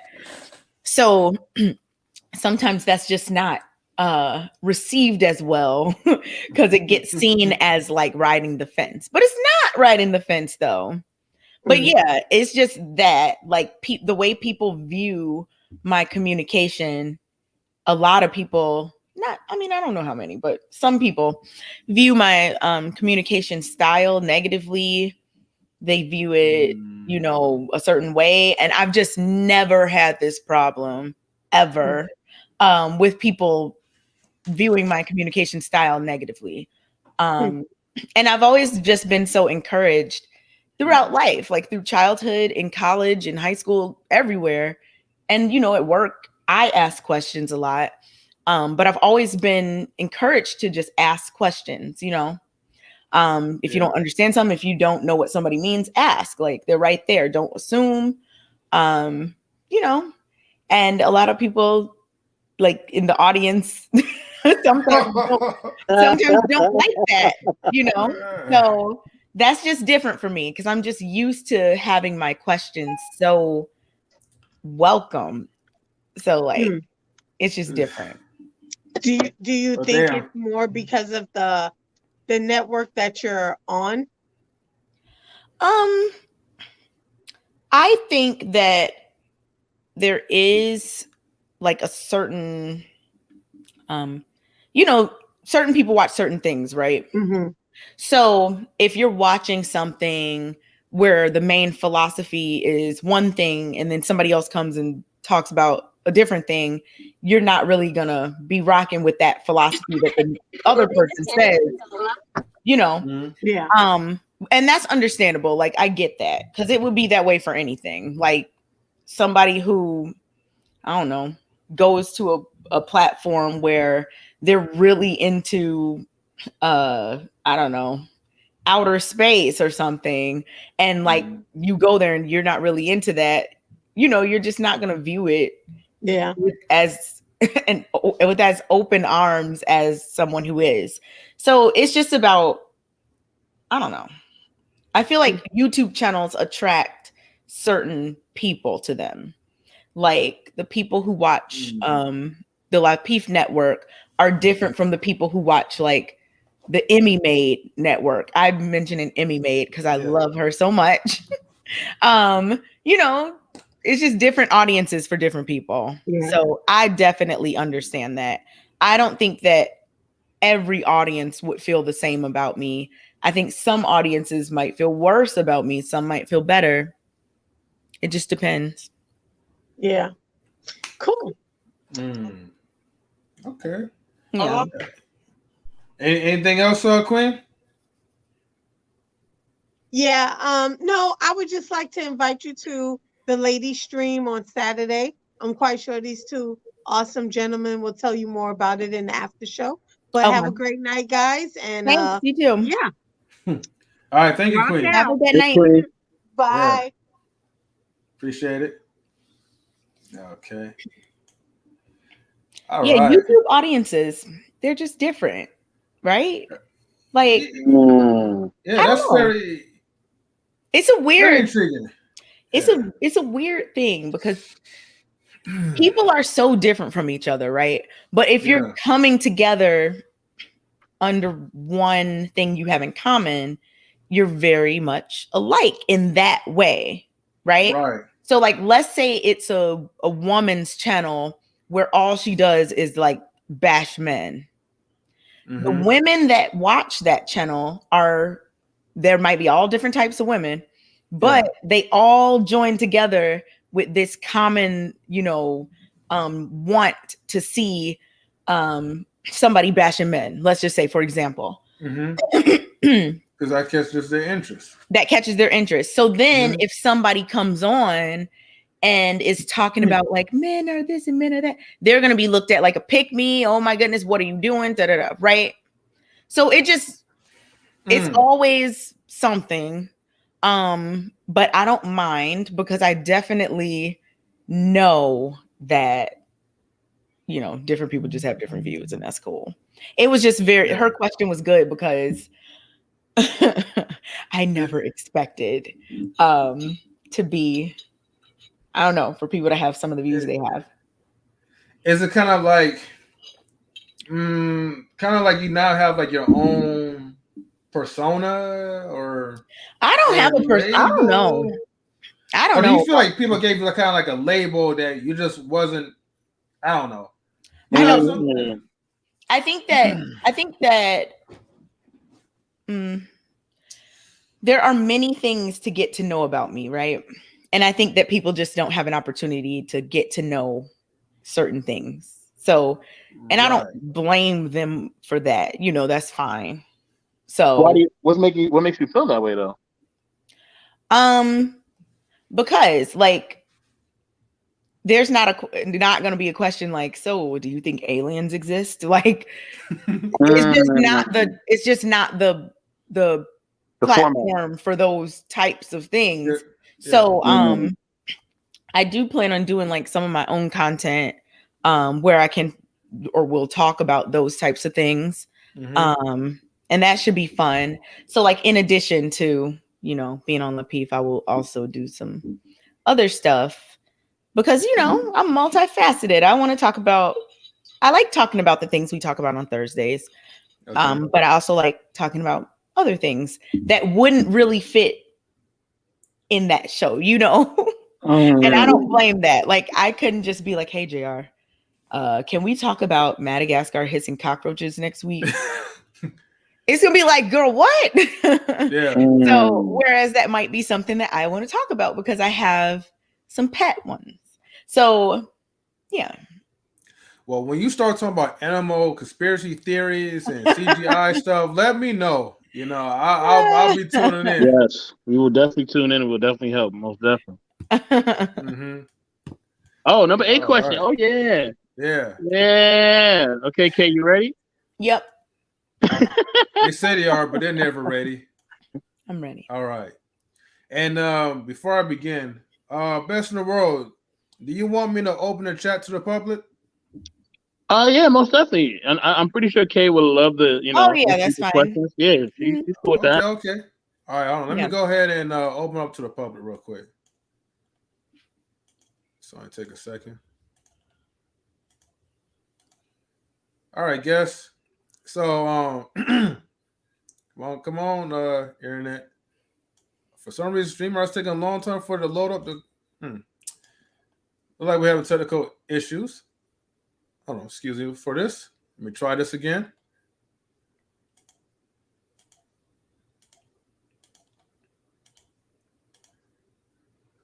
Okay. All right, so chat. The link is now like out in the public, so feel free to hop on in. Ask any question that you would like to ask Kay. But remember, we're asking questions to get to know her. So make sure those are some good questions you guys ask. Now we're gonna get down to the number 8 question. Mm-hmm. So Kay, you might want to sip on a little bit more of your water real quick, right? And you may want to get some tea or something like that, Yeah, Matter of fact, go ahead and gulp it down if you need to, man. I'm not scared. All right, here it goes. So, the number 8 question is... All right, I'm ready. What do you think about a woman being submissive to a man? Like in a relationship?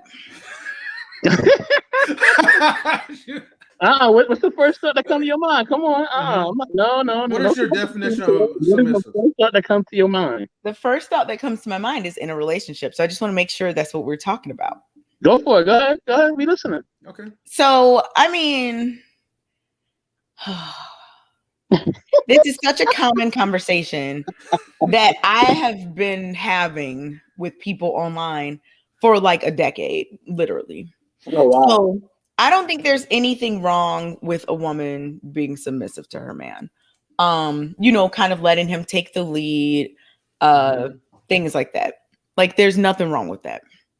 Now, I think some men expect women to just be submissive to every man. Like just because we're in the room together and you're a man, I should be quiet and you should talk. Like now that's where I'm just like, okay, well, I don't know about that. I'm the man. Like in social situations and things like that, in terms of like conversations, like, if you're out at a party or whatever, and there's men and women, I don't think the women should all just sit in silence and wait till the men give them permission to talk. Like that type of thing. Like submitting to the will or whatever of just random men. No. But in a relationship, yeah, if that works for you, I think that's what you should do. But Alexa said something. Even Alexa answered, okay. I'm like, she said, I don't have an answer for that. But Alexa, I ain't submit to no man. Right. That's Alexa. I just think that conversation is just very unimportant in our community specifically. I think that we spend a lot of time on it when it's really not important at all. The important thing is building relationships that work, where you can be stable and raise a family, where you complement each other or you work together or whatever you need to do to make it work. Sometimes the woman might be better at taking the lead at a certain thing, and the man might be better at leading in other areas. I mean, I think that the whole submission thing views women as like they should, what is the word I'm looking for? Be subservient. Yes, subservient. Like they should be subservient to a man. And honestly, I think men and women are extremely different, but of equal importance, right?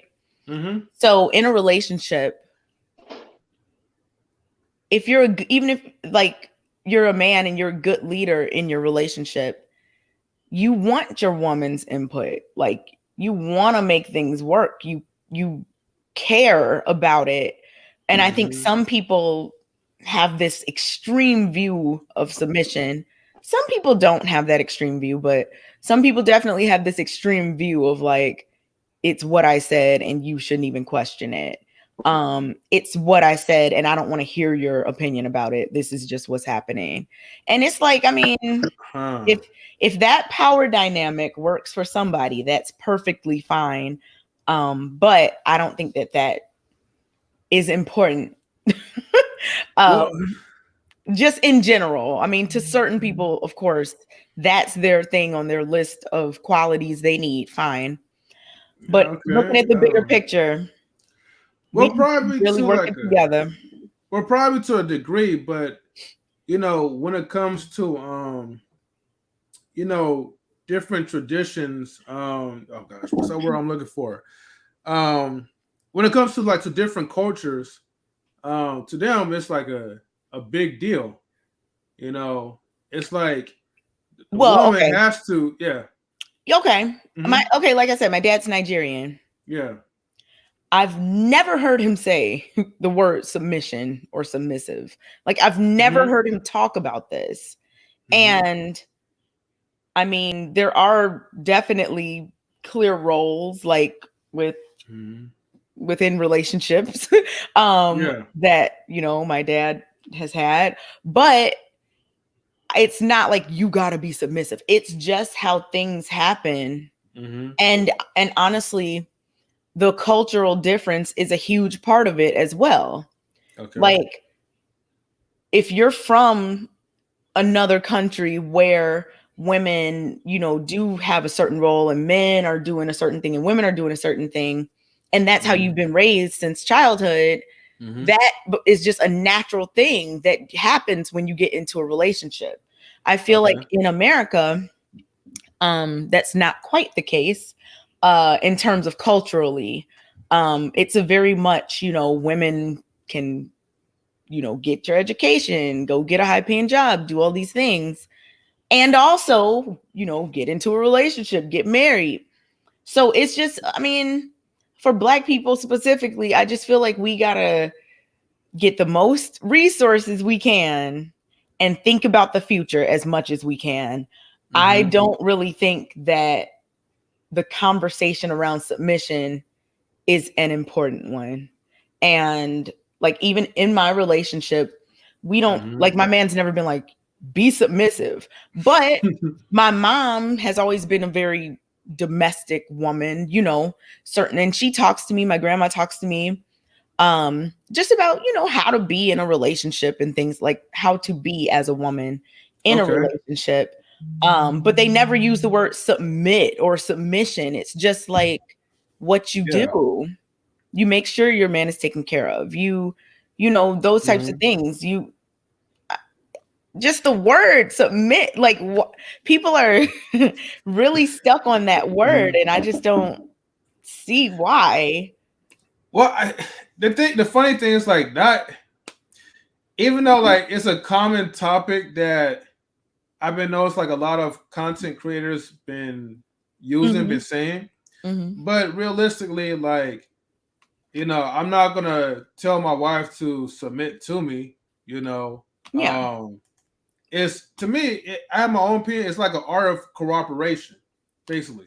Exactly. But I don't even have to tell that. It's like something exactly. When you vet your people, like you vet your husband, you vet your women, you should already know who you're dealing with. Exactly. And if you don't want that type of woman and she's not cooperative, move on. But don't sit up and complain. Like, get one that's cooperative, and then you don't have to beg for submission and say, I want to submit someone. You will just have one because you looked for one that wanted to, you know, follow your vision, you know, let you take the lead, things like that. And it's funny because everybody's like, Kay is such a feminist and K and blah blah blah. But I definitely think that like for me, I think the man should lead like in a relationship. I think, you know, when it comes to big decisions, like I trust my man to make them. I don't know, just that word submission, I just don't.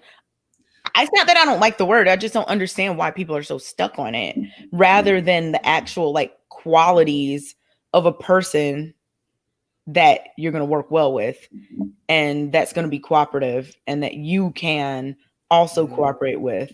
Because relationships are not one-sided.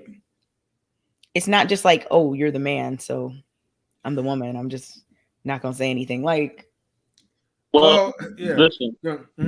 So, listen. I ain't gonna do the Mickey Mouse thing. All right? Y'all being nice about this. I'm just keeping it 100. Look, relationships are not easy. They're very, very hard. Very difficult. Very hard. And you have two people that are coming from different views of life, and they're forming to be a partnership. And when that happens, there's gonna be some friction. You know what I'm saying? It's just naturally gonna happen. So for people to think that it's not going to be that way, or that things are just going to be that easy, is not. And I think it starts from with yourself as a person. I think your relationship with yourself has to be number one. And I think in society they've been pushing this narrative that girl, you got to get a man. She ain't got to get nothing. You know what I'm saying? You know, she got to be happy with herself first. If she brings a man into her situation and she's not, satisfied with herself and her vision, oh man, then people are going to complain about how she is in the relationship after y'all forced and badgered her for years about getting into a relationship. It's just it's not fair. There's so many different people. Just different people want different things. I want to be married. I want to, do that whole thing. But some women truly do not want to be married. And I have no problem with that. Mm-hmm. Some women don't want to even date. I have no problem with that.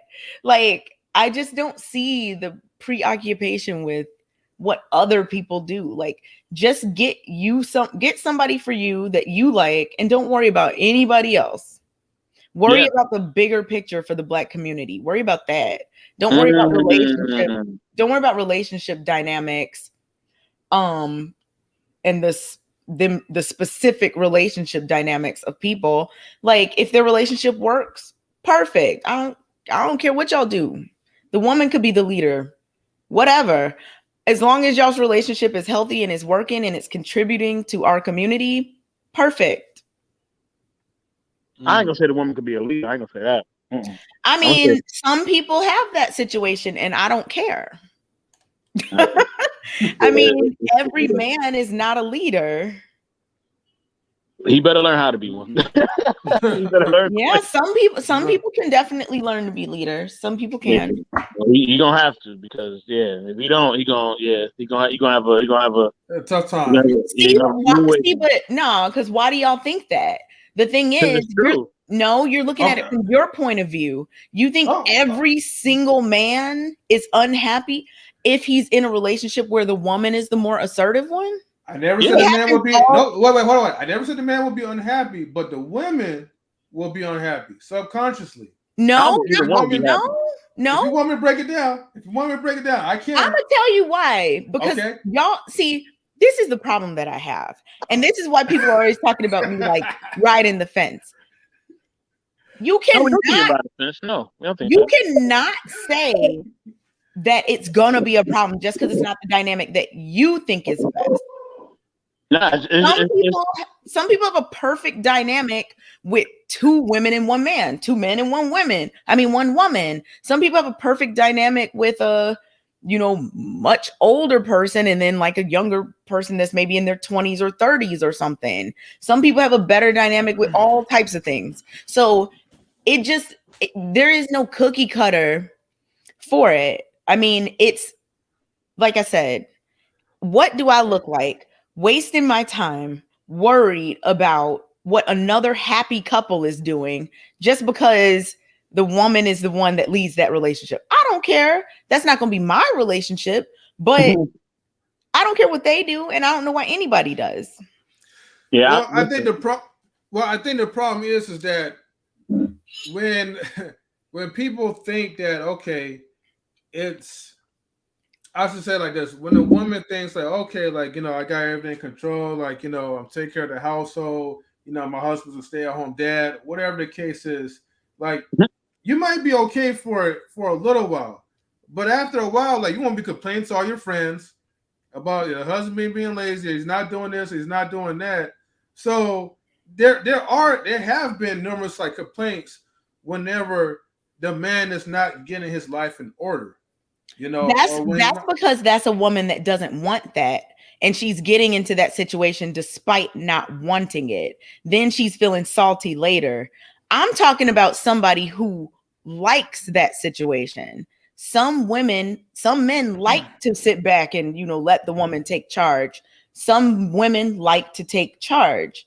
I think a lot of women like to feel like someone else is kind of taking care of them, but other ones don't. So if that's what they want to do, that's what they can do. Well, I think they'd be capping because why? Because so you think everyone on earth just thinks like you? I have these conversations numerous times, right, where women will be like, not just conversation, but examples. I see it. Yeah. Well, I don't need no man. Like, you know, I could take charge of my own, even though they have boyfriends or significant others. But, you know, but that's different, though. That's completely different. That's completely different. Because if you say I'm a woman and I don't need a man and I'm going to take care of myself, if you say that, that's totally different than saying I like to be the dominant one in a relationship. I want a submissive man. Some women actually want this. Now, it's not for me to understand, but I do know that it exists. It's not for me to understand, but it's a thing. Look, and it's not that they're all lying. I don't know. That would be like saying no woman. That would be like saying no woman wants a short man. Like lots of women like short men. Yeah, I'm not. But it's the same type of thing. Like just because a lot of women like tall men doesn't mean no women like short men. It's the same concept. But the thing is, most of them they do be capping, right? And they talking about, oh, I want a man, you know, that, you know, I could lead, that, you know, they say the quote unquote beta because like he's easy and it will make me happy. And I'm just like, yeah, some people do. It's a lie. It's a lie. Some people do lie. They do. I'll definitely agree with that. Some people lie. But when you lie about what you want in a relationship, you end up miserable because you won't get what you want. Like if you're just like when you pretend in a relationship, like you pretend that you're this way in the beginning, eventually you're going to stop being that way. If you lie and say, oh, it's okay that you know, aren't working right now. It's okay that, you know, I'm doing all this. If you're a woman saying that, but you're lying, you're going to end up in some nonsense that you don't want to be in. But if you're honest with yourself about what you want from the beginning, and if you honestly want that power dynamic in your relationship, it could work. But I do think some people do lie. Some people do lie. Just like, I mean, some men do too. Let's not act like this. No, we're not putting all on the women. We're not. We're just saying that. Yeah.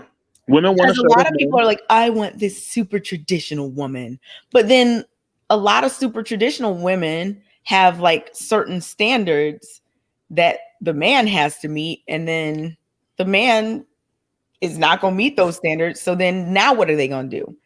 I don't know. Then you end up getting a woman that's not super traditional and then being mad. Now you mad because she's not like doing these things that you wanted her to do. It's just a whole thing. People really got to get real. That's all I got to say. Just really take a good look. Like, what are you doing? What do you want? How are you putting yourself in the position to get that? I think most men probably want that the Brittany Renners, you know, with the Tatiana attitude, but yet I don't know. Oh no, so each is their own. But Mr. Best in the World, what are your thoughts? before we get to this number 9. We're already at the 2-hour mark too. Oh damn! I guess he dipped out. He'll be back. He'll be back. Okay, Kay. Let me ask you this number 9 question then. Okay. Okay, so number 9 is, what advice will you give to women in regards to men? So again, I'm thinking relationships, right? Mm-hmm. I would say in a relationship with a man, you should definitely communicate well. They're not mind readers. You have to tell men things. I think a lot of times we as women assume that men know, or they should know a certain thing, but it's just like, how would they know? So, just communicating well and also listening. Like, you have to listen to your man. You have to. If you spend a lot of time, and I like to talk, so I like to talk, but yeah. I also, care what my man, I care what he thinks, I care what he wants, I care. So I listen, and like, even if he's not saying it, like, I just pay attention. You know what I'm saying? Yeah. I think that's what you have to do. That's definitely the piece of advice I would give. Communicate well and listen. Be honest. Don't say some stuff you don't mean, because then you're going to be salty and mad when you get the result that comes with it. So if you don't like something or whatever, find a way to talk about it. If you do like something, make sure you let them know. Like, you have to give that credit. You have to give that praise as well. Okay, so I do have a question about that because right there earlier you said, like, some women, they'll, and I'm paraphrasing, but they'll play like the mind reading card. Like, you're supposed to like know wherever they're thinking, because I do know some people, they'll literally get mad at me, and just because I haven't read their minds, and they want me to do something, but I'm like, even though I probably read your mind slightly, I'm not doing it unless you ask me to do something for you. If you need my help, you're an adult. You can talk to me, ask me a question. But why do they do that? I think that a lot of times, or sometimes, I don't know. I think sometimes women want for a man to just do what they want them to do without telling them. Like, it's almost like it feels more special or something if the man just has been paying so much attention to you that they already know what you want or whatever. I mean, I get it, but it's just not the most realistic thing, especially in a new relationship. Like, anything under like 5 years, like, it takes a long time to really, really get to know people. I would say a year at the least to get to know somebody on the most basic level. Then after that, there's different levels after that, but I don't know. I think people just expect or hope that someone will know them so well or understand them so much that they just get what they want from the person without communicating, which can be very problematic. Okay. Best in the world. You have any thoughts? Yeah, can you hear me? Yeah. Perfect. Okay, I was having mic trouble. Sorry about that. No problem. Yeah, I think that a lot of times women have this misconception that men don't have emotions, and they think that, oh, he ain't gonna understand whatever, or sometimes they just want them to know certain emotions. Sometimes we don't know those certain emotions, and that's where communication is just key on both partners. It's key for men and women. You got to communicate. You gotta express your ideals, your morals, your standards, your beliefs, and then once you do that, then you decide, how far you're gonna go in your relationship, you know what I'm saying? And if you can't, just work together at a certain point, because certain people they just have to stay at certain levels. Some people have to be friend zoned. That's just what it is. You're only going to be a friend, and that's it. Some people are associates, some people are business partners, some people are boyfriends, girlfriends, or they're your spouse or whatever. You know what I'm saying? But it has to be different levels to your relationship. And each level has different standards, morals, and boundaries. And you have to understand and make that clear from the door. If you don't do that, then, it's going to be chaos. And that person's going to be thinking one thing, you're thinking another, and yeah, it's going to be chaos. And, I think a lot of times, some people, they just love the drama and they love the chaos, and they're not a healthy relationship for them. You know what I mean? Is something that they just don't even desire because they're so used to being in chaotic situations. And we have a lot of people that's like that. So I think we have to, like I always said, work on yourself and make your standards clear from the door. Don't say you want Denzel Washington and you marry Anthony Anderson. That's not gonna work for you. It ain't gonna work. It ain't gonna work. Don't say you want Halle Berry and you marry Lizzo. That ain't gonna work for you. That ain't gonna work. Find what you really are looking for and stick to it. You know what I'm saying? If that's what you're really looking for. If it's not, and you want to find something else or things change or whatever, have a discussion, communicate, and then go from there. Because everything can be communicated and talked about. You know what I mean? So that's my take on it. Okay. We got 2 more questions, but I need to read DJ Eddie's comment because his question, he says to Kay, should men pay all the bills or go half with the woman? Depends on their financial situation. I mean, how could that be one or the other? It depends. If y'all both make $40,000 a year, you should probably be going half. If one person makes 300,000 and the other one makes 40, maybe whoever makes the most can pay. I mean, I think he's talking about but in dating in general. So, it's a difference if you guys are in like an official relationship, like those things could definitely. You're talking about like on a date? Oh, because he was talking about bills. I thought he meant like rent, utilities. No, I think he mean like the check, like you can go on a date with a woman. But I mean, if it applies to well, if he's talking about the bill when you go out on a date, like if a man asks me out on a date, he should pay the bill and not do that little trick of want to leave a tip. No, bring all you need for the whole bill and the tip. I know that little test. Oh wow! Okay. How are you going to ask a woman out? And then, first of all, if you're doing this test, it's just like you need better discernment in the first place. If you feel like this is the test you need to do to figure out what kind of woman it is. But if you ask a woman on a date, pay the whole bill, pay the tip. Don't ask her for it. If you don't have enough money to do all that, maybe pick something cheaper, have a picnic or go for a walk or something.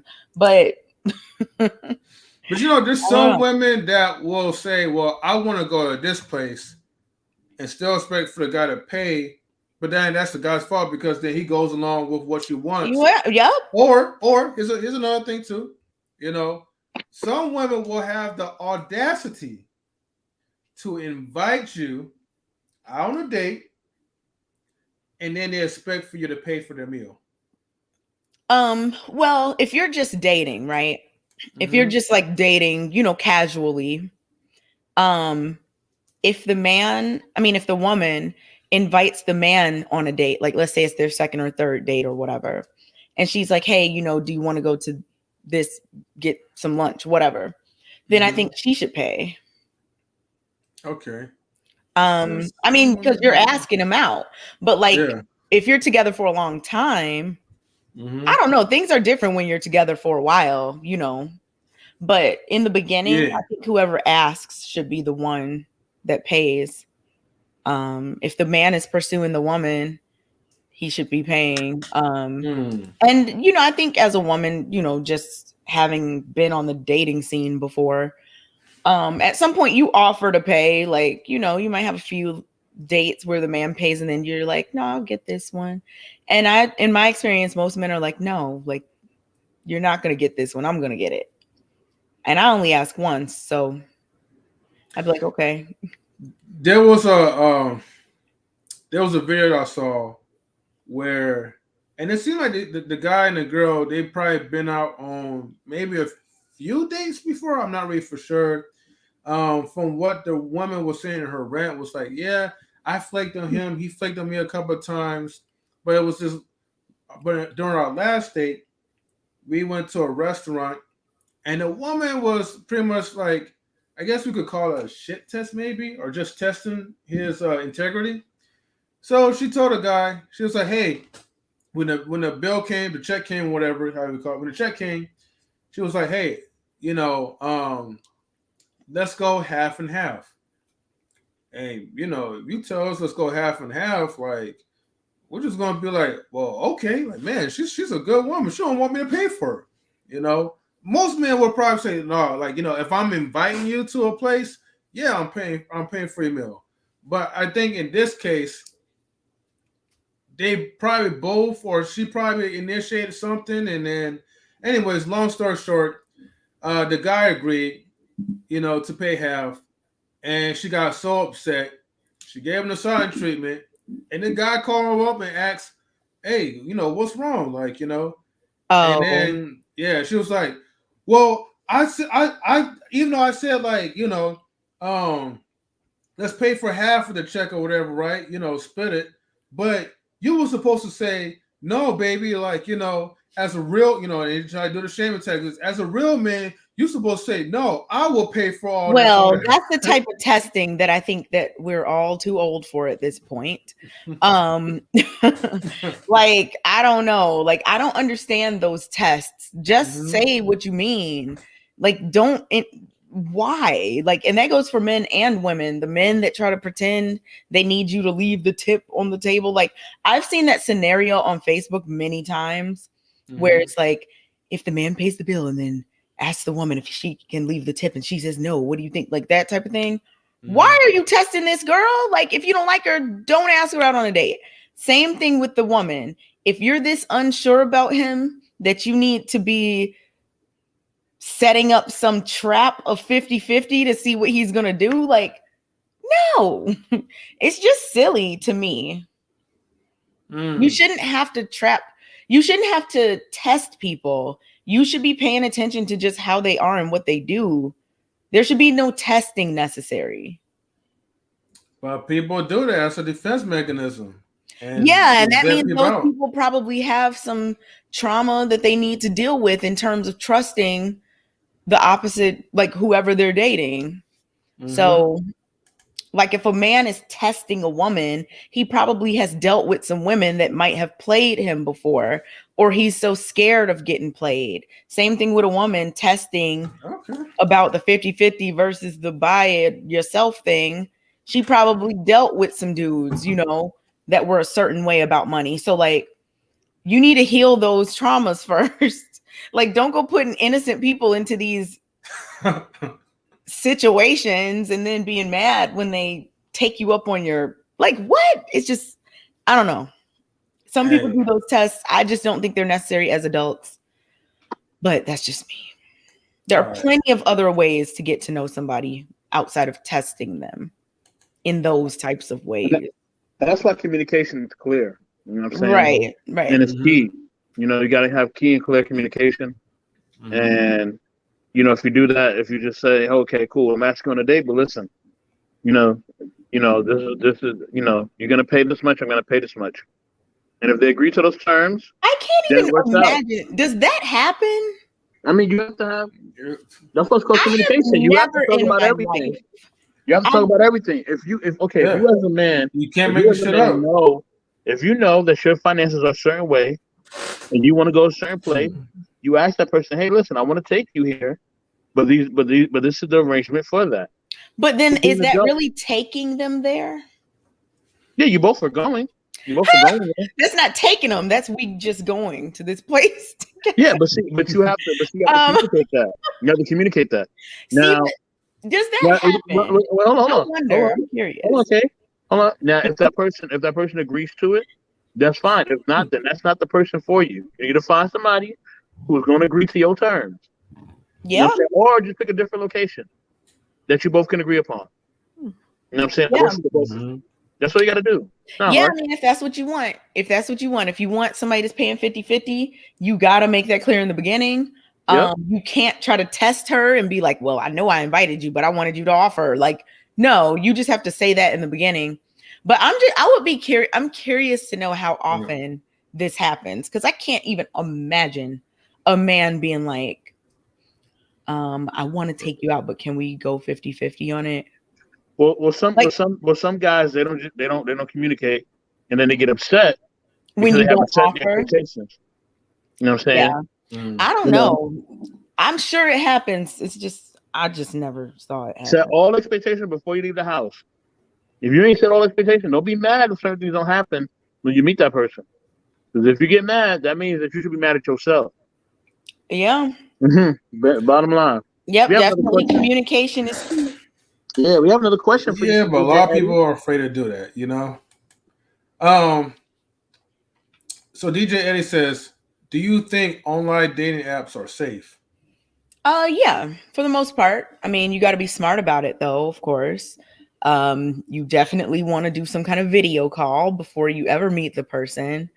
You definitely want to meet in a public place, somewhere safe at a safe time of day.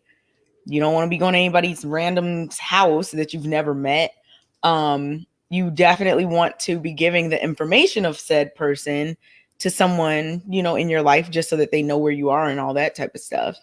But yeah, I mean, I think you should take the proper precautions, because somebody you meet at the grocery store could be just as dangerous as somebody you meet online.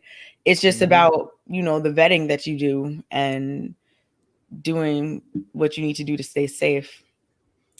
Yeah, because some people, and I know a person who met her love of life through Facebook dating, which I never knew Facebook had their own little dating site. But yeah, I found that out too.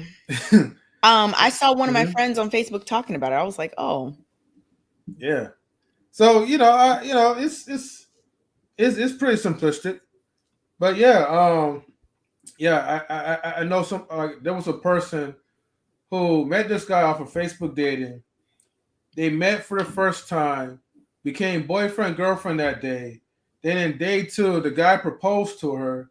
She rejected his offer numerous times because she felt like they was rushing it too fast. But then a month later, they move into an apartment together, and then next time around, he proposed to her again.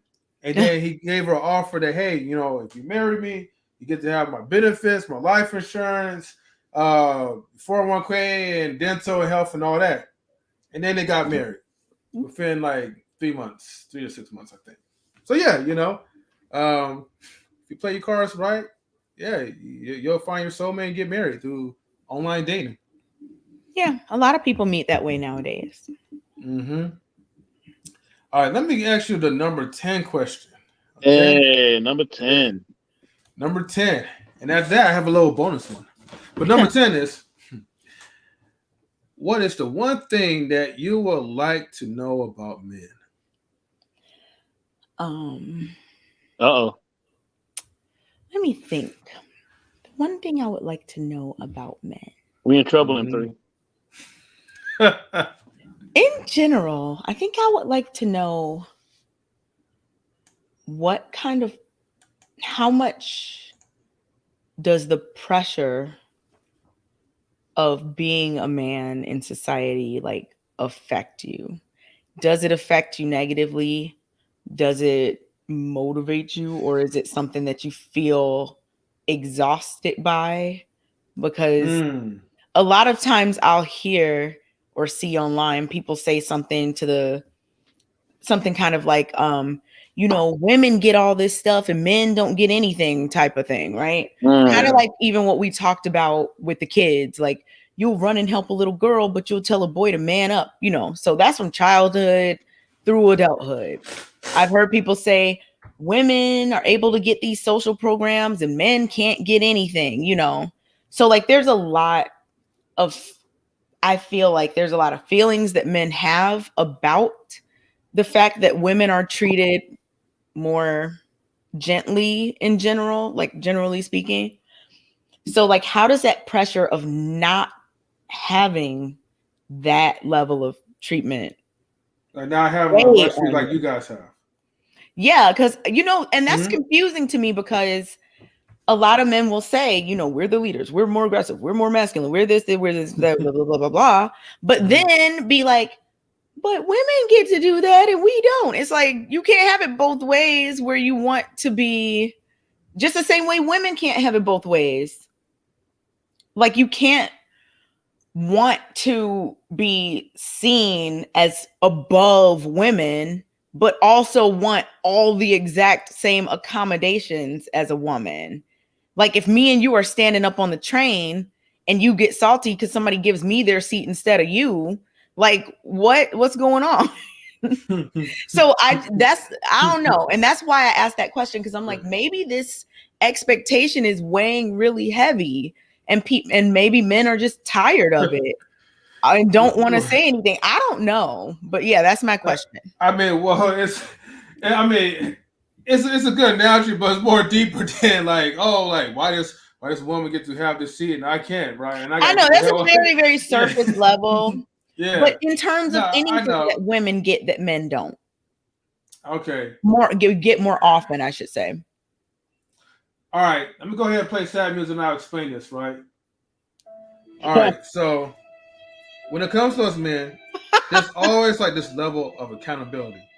Okay. Sometimes, you know, yeah, we're the leaders and, you know, all this and that we proclaim, but we actually feel like we're servants. You know? Is there always a level of accountability?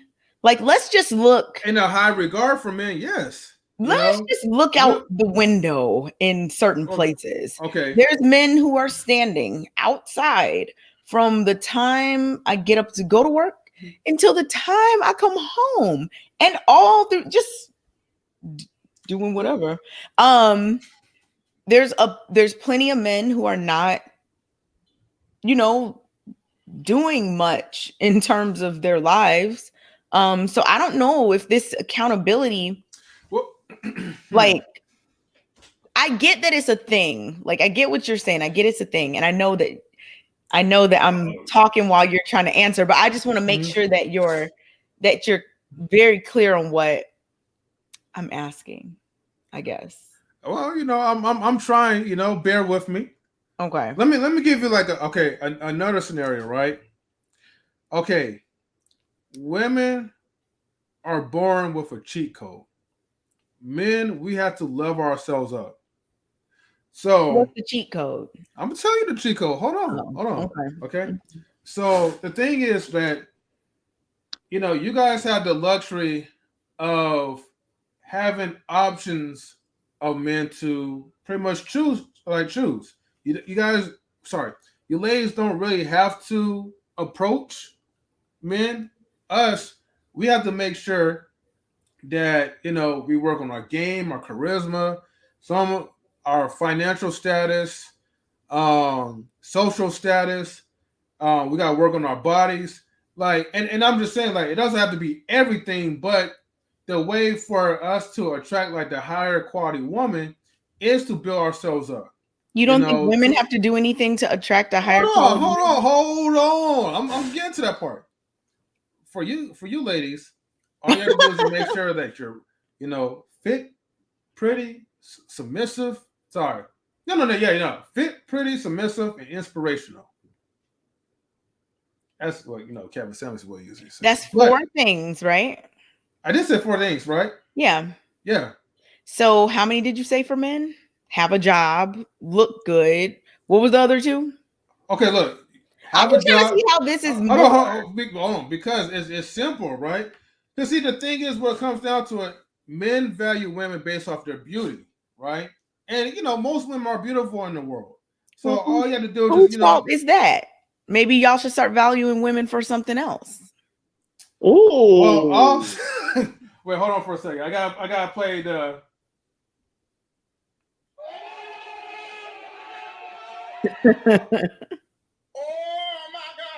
Okay. Well, I'm not the creator, so like, unfortunately, I didn't create these unfair, like, body parts that would just have men to like lust over women.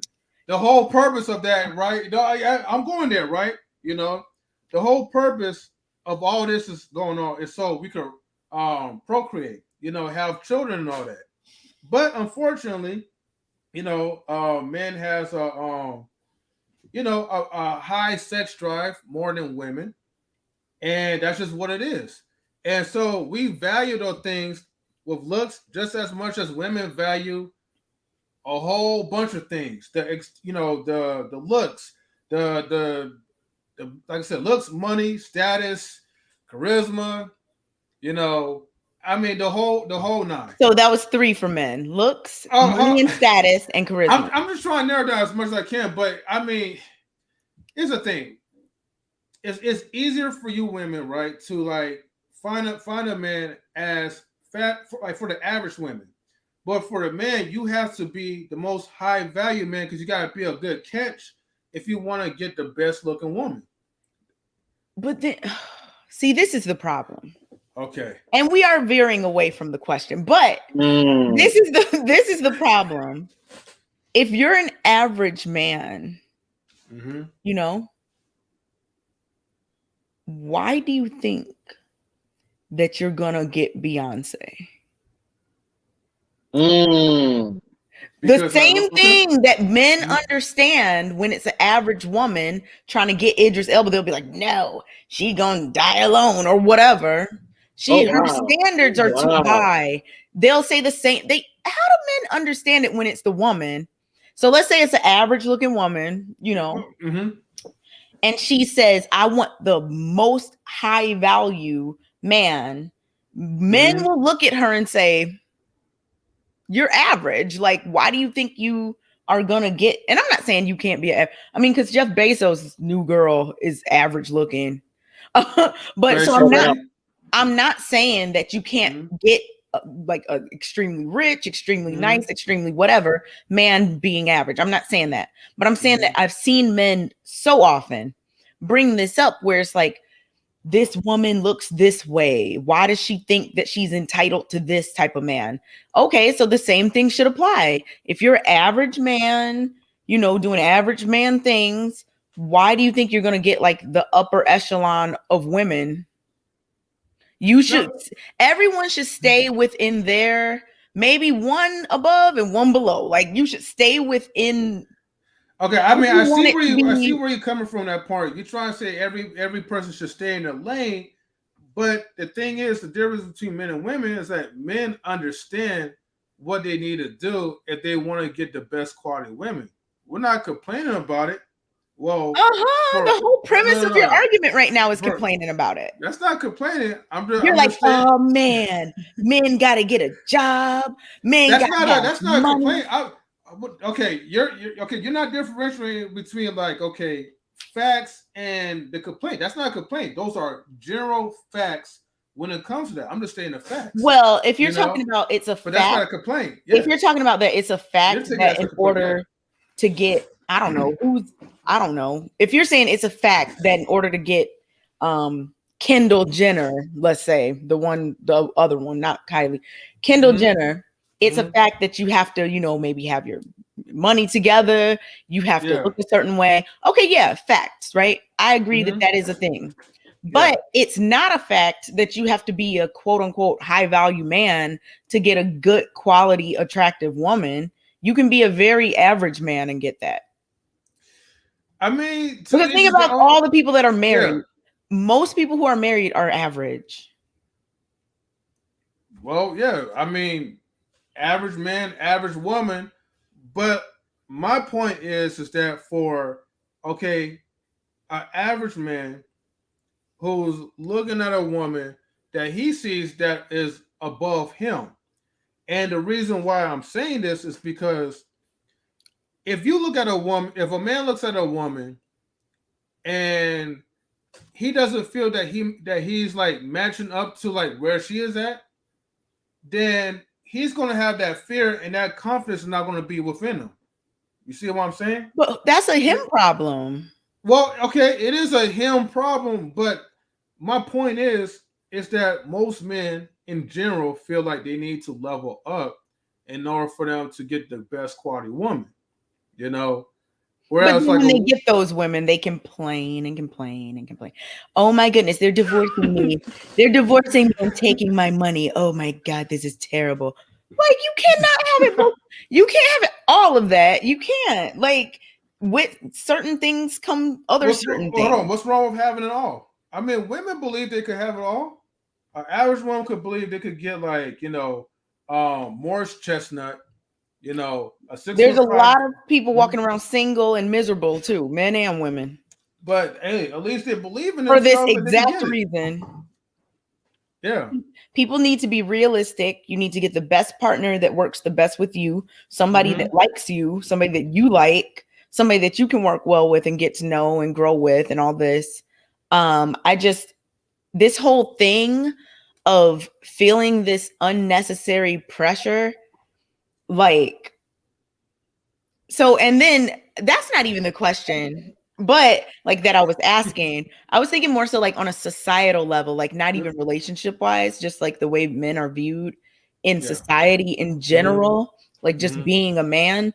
But in terms of like what we were just talking about, like with relationships, that's on you. If you want to get, I don't know. If you want to get, I don't know who's like hot nowadays, like which woman, but if you want to get that woman, this celebrity one, like I said, Kendall Jenner, she's the first one I think of. If you want to get this celebrity young woman who's a model and is a millionaire, yeah, you're going to probably have to step your game up if you're average. But why are you trying to get Kendall Jenner? Like, there's plenty of more attainable women around you that would probably value you more and would probably be better for you because the lifestyle would be so more similar. Like, I just don't get that. Why stress yourself out? Like, oh, I got to do this so I can get this certain woman that I'm probably never going to meet or never going to be around. Like, do what you need to do for yourself. Make yourself into the best man you can make yourself into, and then get the best woman you can get from there. Well, you know what? I have a good man who could probably answer that question, and it's none other than E Black, my guy. E Black in the 5K or whatever kind of video. That's a high quality camera, E Black. Thank you. I've been trying. Look, Kay, I'm happy to see you. Good to see you too. I saw you in the comments and I was like, okay. Yeah, this is the crew. This is, we go back. So this is the crew. I'm not stalking you. No, I know you know a lot of people, E Black. I don't know nobody. I'm just the average guy out here. Yeah. How you doing, M3? How you doing, Mr. Best in the World? I'm sorry I'm late. You be my guy, yes, sir. Yeah. Man, I'm just in awe, man. As always, man, with that 4K, like, quality face, man. That not whatever that Neutrogena, whatever you put on there on the screen, man. I've been. But no, I see your skincare routine. Yeah, I got a nice little skincare. Nah, I don't know. Like I said, I've been pushing these buttons, man. Yeah, no, I hear you though, man. Like, keep it up, man. Looking great as always. And hold on, real quick. Wait, Best in the World. Should I play the? Should I even do her voice now? I'm gonna let her pass. But Kris, the Blooming Ebony says, "Yay, the interview is still on." Oh. Yes, it is. And Kris, if you'd like to join in, feel free to. But, yeah, feel free, definitely. The link is in there. I was just going to respond to a question, and then I get to. I'm respectful. Our guest is here. You know what I mean? So, E Black, go ahead. Whatever comments or question you ask to Kay, go ahead. Yeah, I just wanted to drop in and just say hello to Kay. Appreciate you showing my guys some love. Y'all having a great talking points. I haven't caught all of it, but I'm pretty sure they've been running you through the ringer because they get deep with it. Especially this guy, right? Especially this guy right here. That's right. Yeah, that guy over there. I hear you. Yeah. But yeah, that's really it. Like I said, I don't want to disrupt the flow, and I just wanted to say hello. I've been wanting to come on, and you know. Well, you Blake, do you have like a question that you want to ask Kay? I mean, well, I'm for you guys already know each other. Yeah. I don't know, Kay. But we talk in the group and we talk on the show. Yeah. Oh, we talk in group, and then I'm like the highest simp in the world on the show. So yeah, I guess we don't really talk on the show. You're usually talking to somebody else. See, now this is a perfect place for you guys to get to chit chatting, right? Yeah. Well, yeah, I try not to go directly at the women on the show. To me it's a bad look. So I try to more or less be neutral. But Kay, a question that I always wanted to ask you, you know, that this was the one question I wanted to ask you. You put out a challenge for CrossFit, right? Oh, the dead hang? Yes. Has anybody actually? No. So if you want to do it, it's still open. Nah, them numbers is steroid level. Like, oh my goodness, it's so easy. Like they were like, I was like, okay, try it. You be feeling like you're about to have a heart attack. Wait, hold on, wait, rewind real quick. Wait, you do CrossFit, Kay? No, I don't do CrossFit, but I work out and stuff, and you know, I'm into it. So I challenged people to do a dead hang. So just like hanging in basically like you're about to do a pull-up, but don't do the pull-up. I think for women, I said 1.5 minutes. And I think for men, I said 2.5 minutes. I don't know, but the details are on the post on the page. Some and unrealistic stuff. Everybody was like, that's so easy. Oh my goodness, blah, blah, blah. And I'm still waiting. Yeah, so I need you to come up with another challenge because them dead hangs, I can't do it. Kipling pull-ups or something. Yeah, like some squats or like I don't know, maybe a hold 2 dictionaries out to the side in both hands. Yeah, I need to come up with something more attainable, huh? Because nobody has done this dead hang thing. 2.5 minutes is too long. That's too You know what? I told the group that me and my man like randomly were like, let's go down to the gym downstairs. We went to the gym, and this was after we had just been like, you know, having a Saturday night. And we went down to the gym, and I was like, I bet you can't do it for 2 minutes. And he was like, oh, I could do 2 minutes. He did 2 minutes with ease. So, and this was after a Saturday night. So I think on his best day, he could definitely do 2.5 or more. I was about to pass out at 30 seconds. I think on my best day, like if I just was refreshed and everything, I could probably do 45 seconds to a minute. Okay. Between 45 seconds and a minute. If you didn't know, Kay's an ex-cheerleader, track star. No, yeah, not star, but I did do track, so I wasn't a star, but yeah. Like track famous, basically. No. I was just on the track team. Okay. So you know, I appreciated that. So when she did the challenge, I was like, let me think about it. And then I thought I was like, she really just trolling. No, you were trolling. That's trolling. No, I'm not. I'm serious. $50. Just try it. $50. Wow, I'm about to get in on this. $50. Let's get it. There's some rules. I'll revive that post so that like y'all can see the rules and stuff. But yeah, all right, still open. Quit $50 for 2.5 minutes of your time. Look, you gonna lose. You gonna. We look anyway. But Kay, I appreciate you. You know, M3, Mr. Beast. I wish you would stop changing. He changes his world. He changes his name so much. I'll be like, okay. Well, creativity, people, creativity. You know what I'm saying? Yeah. But you always gonna be Hall of Fame to me, man. I don't know who that is. Should I say it for the one time, Mr. Hall of Fame. Wherever he's at. God bless Hopefully him. that guy returns. Yeah, hopefully he comes back. But y'all enjoy the rest of your show, and I'm gonna be listening because I finally got home from helping somebody start their own podcast. And okay. Yeah. All right. So y'all take care, y'all. All right, take care, my guy. All right, my Thank you guy. for tuning in. Yeah, shout out to E Black, man. Oakland love. Miss Kris, the Blooming Ebony says, "Hi, Miss K." I almost did the voice again. Hold on. I told myself I was not going to do it tonight. I was not going to do it. My bad, Kris. Dang. All right. Hi, Miss K. How do you define femininity? I'm not sure if this was asked already. And Kris, feel free to jump in the live stream if you want to ask her, live. So I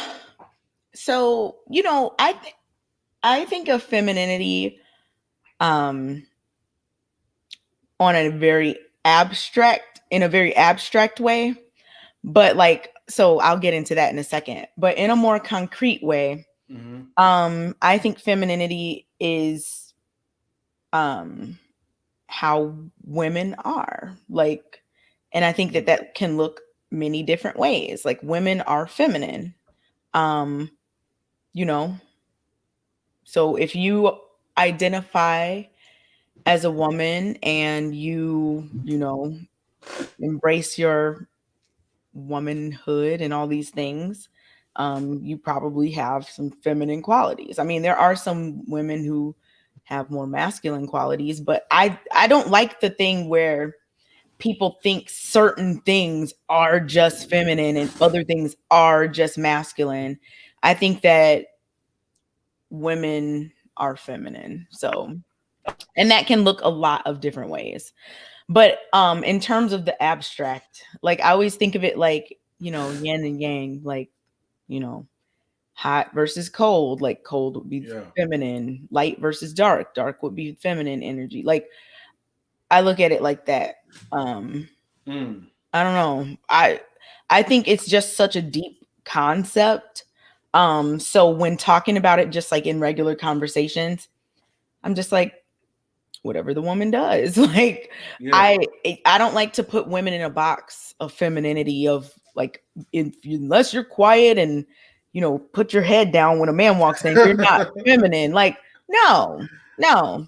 You can be assertive and be feminine. You can be, a boss and be feminine. You can have all these things and be feminine. You cannot have those things and be feminine. It's just, I hate the femininity box that people build, because honestly, then a lot of people end up trying to fit into that box, and that only lasts for so long. Just be yourself. Don't get too caught up in, I'm not being feminine right now, so I got to change my behavior. Just do you. And otherwise, it would be shame on you, right, for not doing so. So otherwise, it would be shame on you for not doing so. Yeah, feminine is a complicated subject, but women are feminine, and I don't want to put them in a box. So I don't want to put any women in a box. Okay. If a woman says she's feminine, she's feminine. Okay, I get you though. Let's see. Best in the world. I know you haven't got a chance to say much, right? So I'm gonna let you say. But I'm also gonna bring one of our most feminine women as well, Kris, the Blooming Ebony. Hey. Hi, can you hear me? Sorry, I'm back at work. Yes, we can. Yes. Yeah. Nice to meet you, Kay. Nice to meet you too. How are you? I'm good. You had a good question. How are you? Thank you. I'm well. I'm working a lot. It's tax busy season, so been busy, but I'm well. Thank you. Okay. Hold on, Kris. Before we get to you, I know Hall of Fame. I know you wanted to say something for a minute, so I want to kind of get to you real quick. No, I'm a gentleman. let our guest rock out. Okay, answer the question. I'm gonna fall back.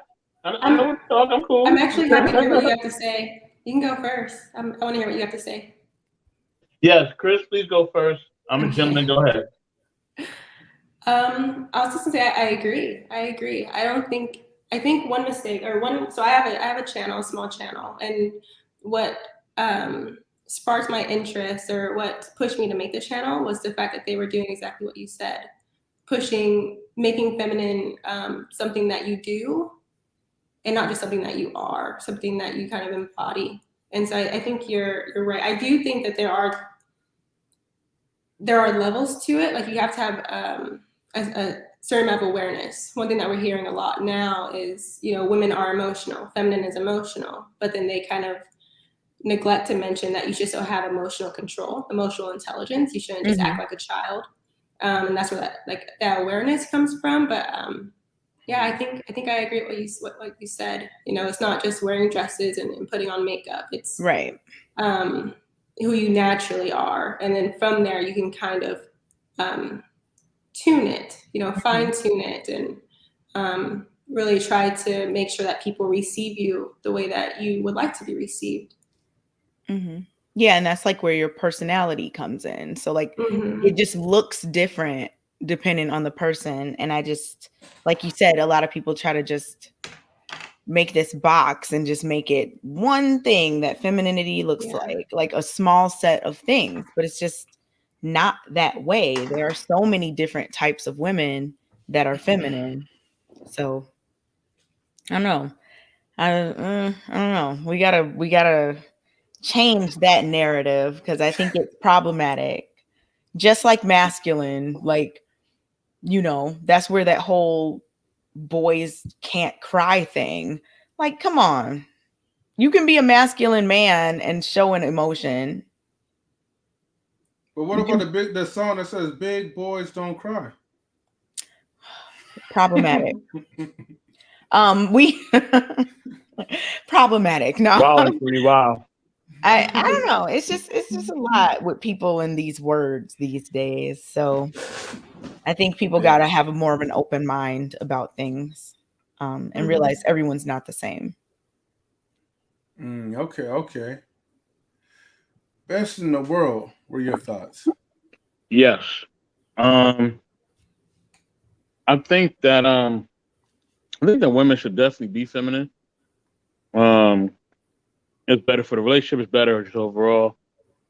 I also think a man should be masculine, but there's also levels to both. There's toxic masculinity, there's toxic femininity. And I think when people try to use those things to their, advantage and try to, basically control people or hurt people, that's when it becomes toxic for the masculine or feminine. So we have to keep that in mind. Mm-hmm. It's all about promoting healthy relationships and being happy, in your relationships. That's really what it's about, And I think both should have a role, The man should lead, the woman should be submissive, and I think that's what works best. Now, whatever lifestyle you choose to live is up to you. That's on you. Your body count, how many partners, whatever. That's on you. You know what I mean? Like, that is on you. I don't get involved in that. You know what I mean?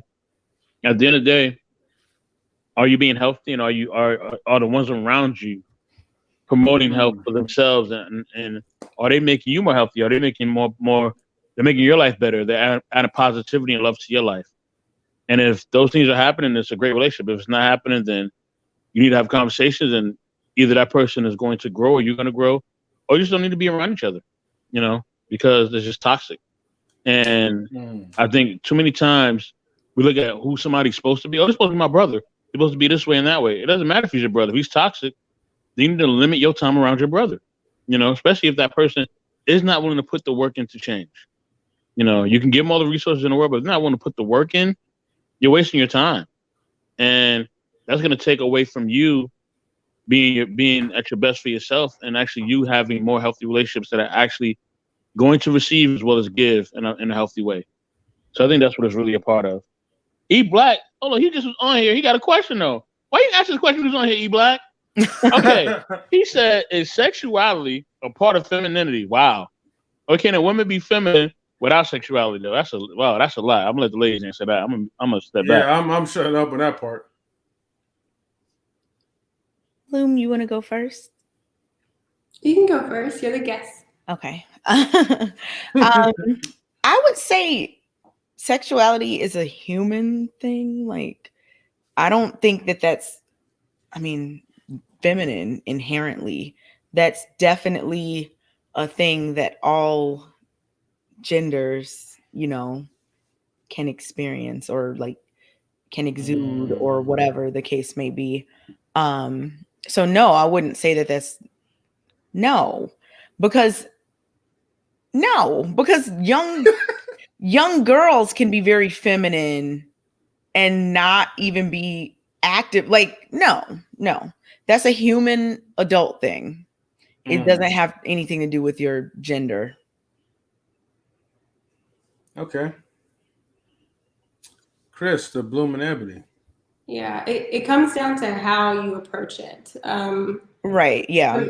Femininity and masculinity aren't in what you do. It's in how you do it. And so the way that I see it is like if we're talking about sexuality is very broad. And so if we're narrowing it down to just intercourse, it's what's the feminine part of it would be receiving, and then the masculine part would be giving. That's just how it's like broken down. But that's kind of the idea. That's how femininity is tied into sexuality. You're able to receive love, receive the intercourse, whatever is going on. Yeah, that goes back to like that yin and yang point. Like, yeah. So definitely, yeah, I agree with that. Okay. But then, ladies, I do have like the bonus question, which would be the final one, and it's coming up right now. What is the one thing you would like us men to know about women?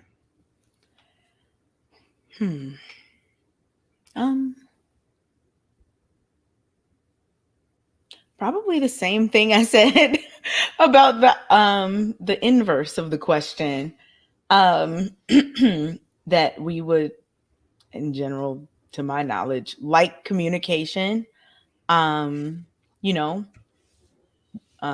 like for a man to try to be in tune with me, like I want my man to pay attention to me, things like that. I don't expect him to be a mind reader, but I do expect for him to, make that effort to really get to know me.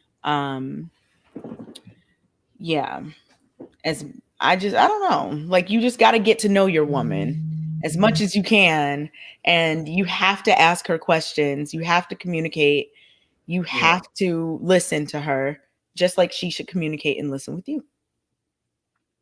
I think communication is like so important for both people in a relationship. Okay. Gotcha. Kris, what are your thoughts? That actions speak louder than words. Listen to what people do, not what they say. We had someone call in, or not call in, but they sent us a message on one of our past live streams on knowledge relationships, and he had a problem. This woman that he was hoping to date told him that she would rather focus on her studies.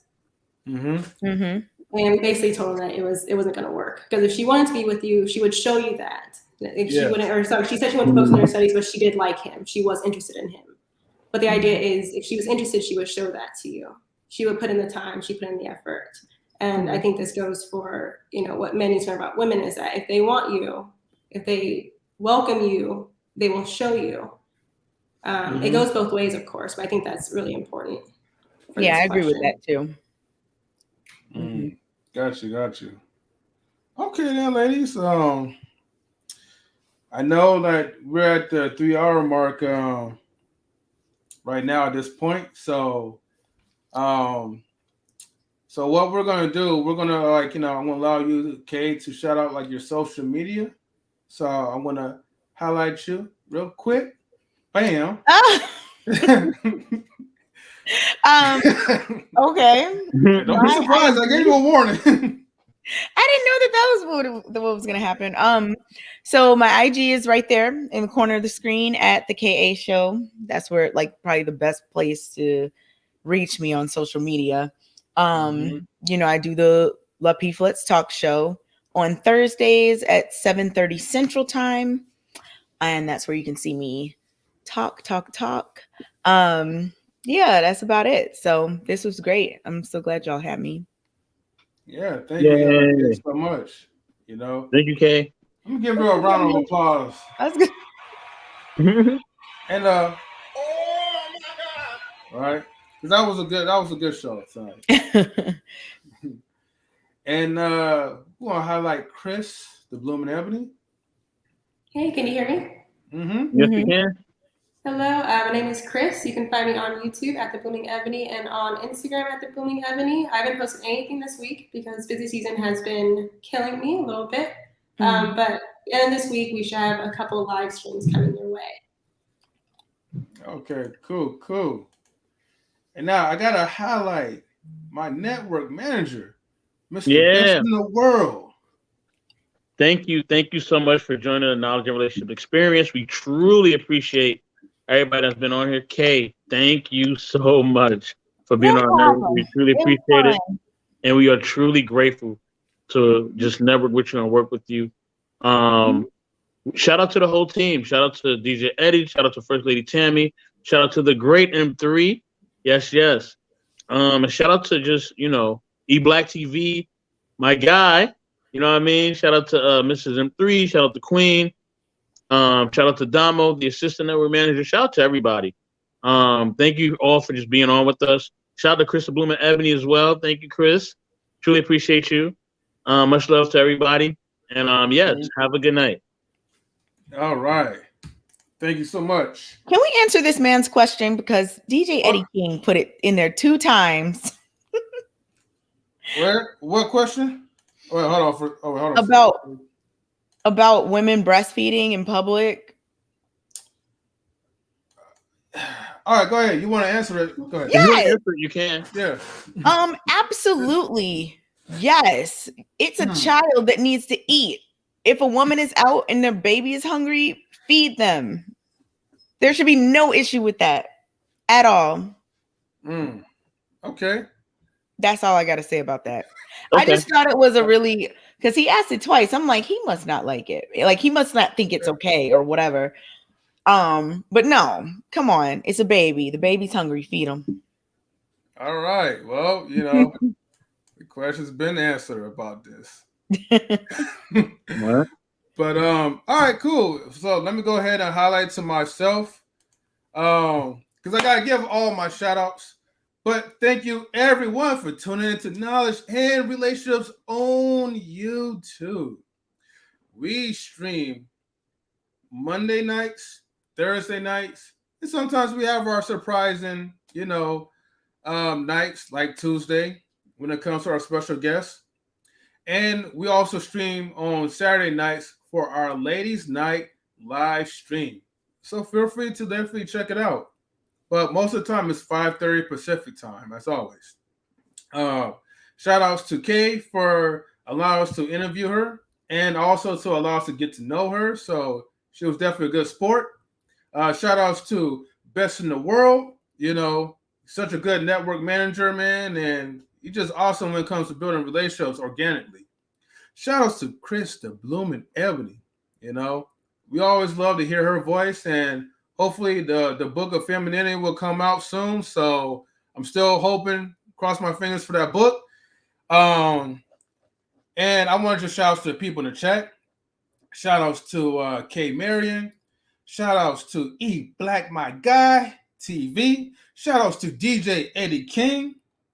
Let's see. Shout outs to I know we're missing someone. Shout outs to Big Guy Journey. He had like a ton of questions to say. Shout outs to First Lady Tammy. She's also a part of the Knowledge and Relationships crew along with DJ Eddie. Shout outs to WT Funk. He came in there for a little while. He's actually from the UK.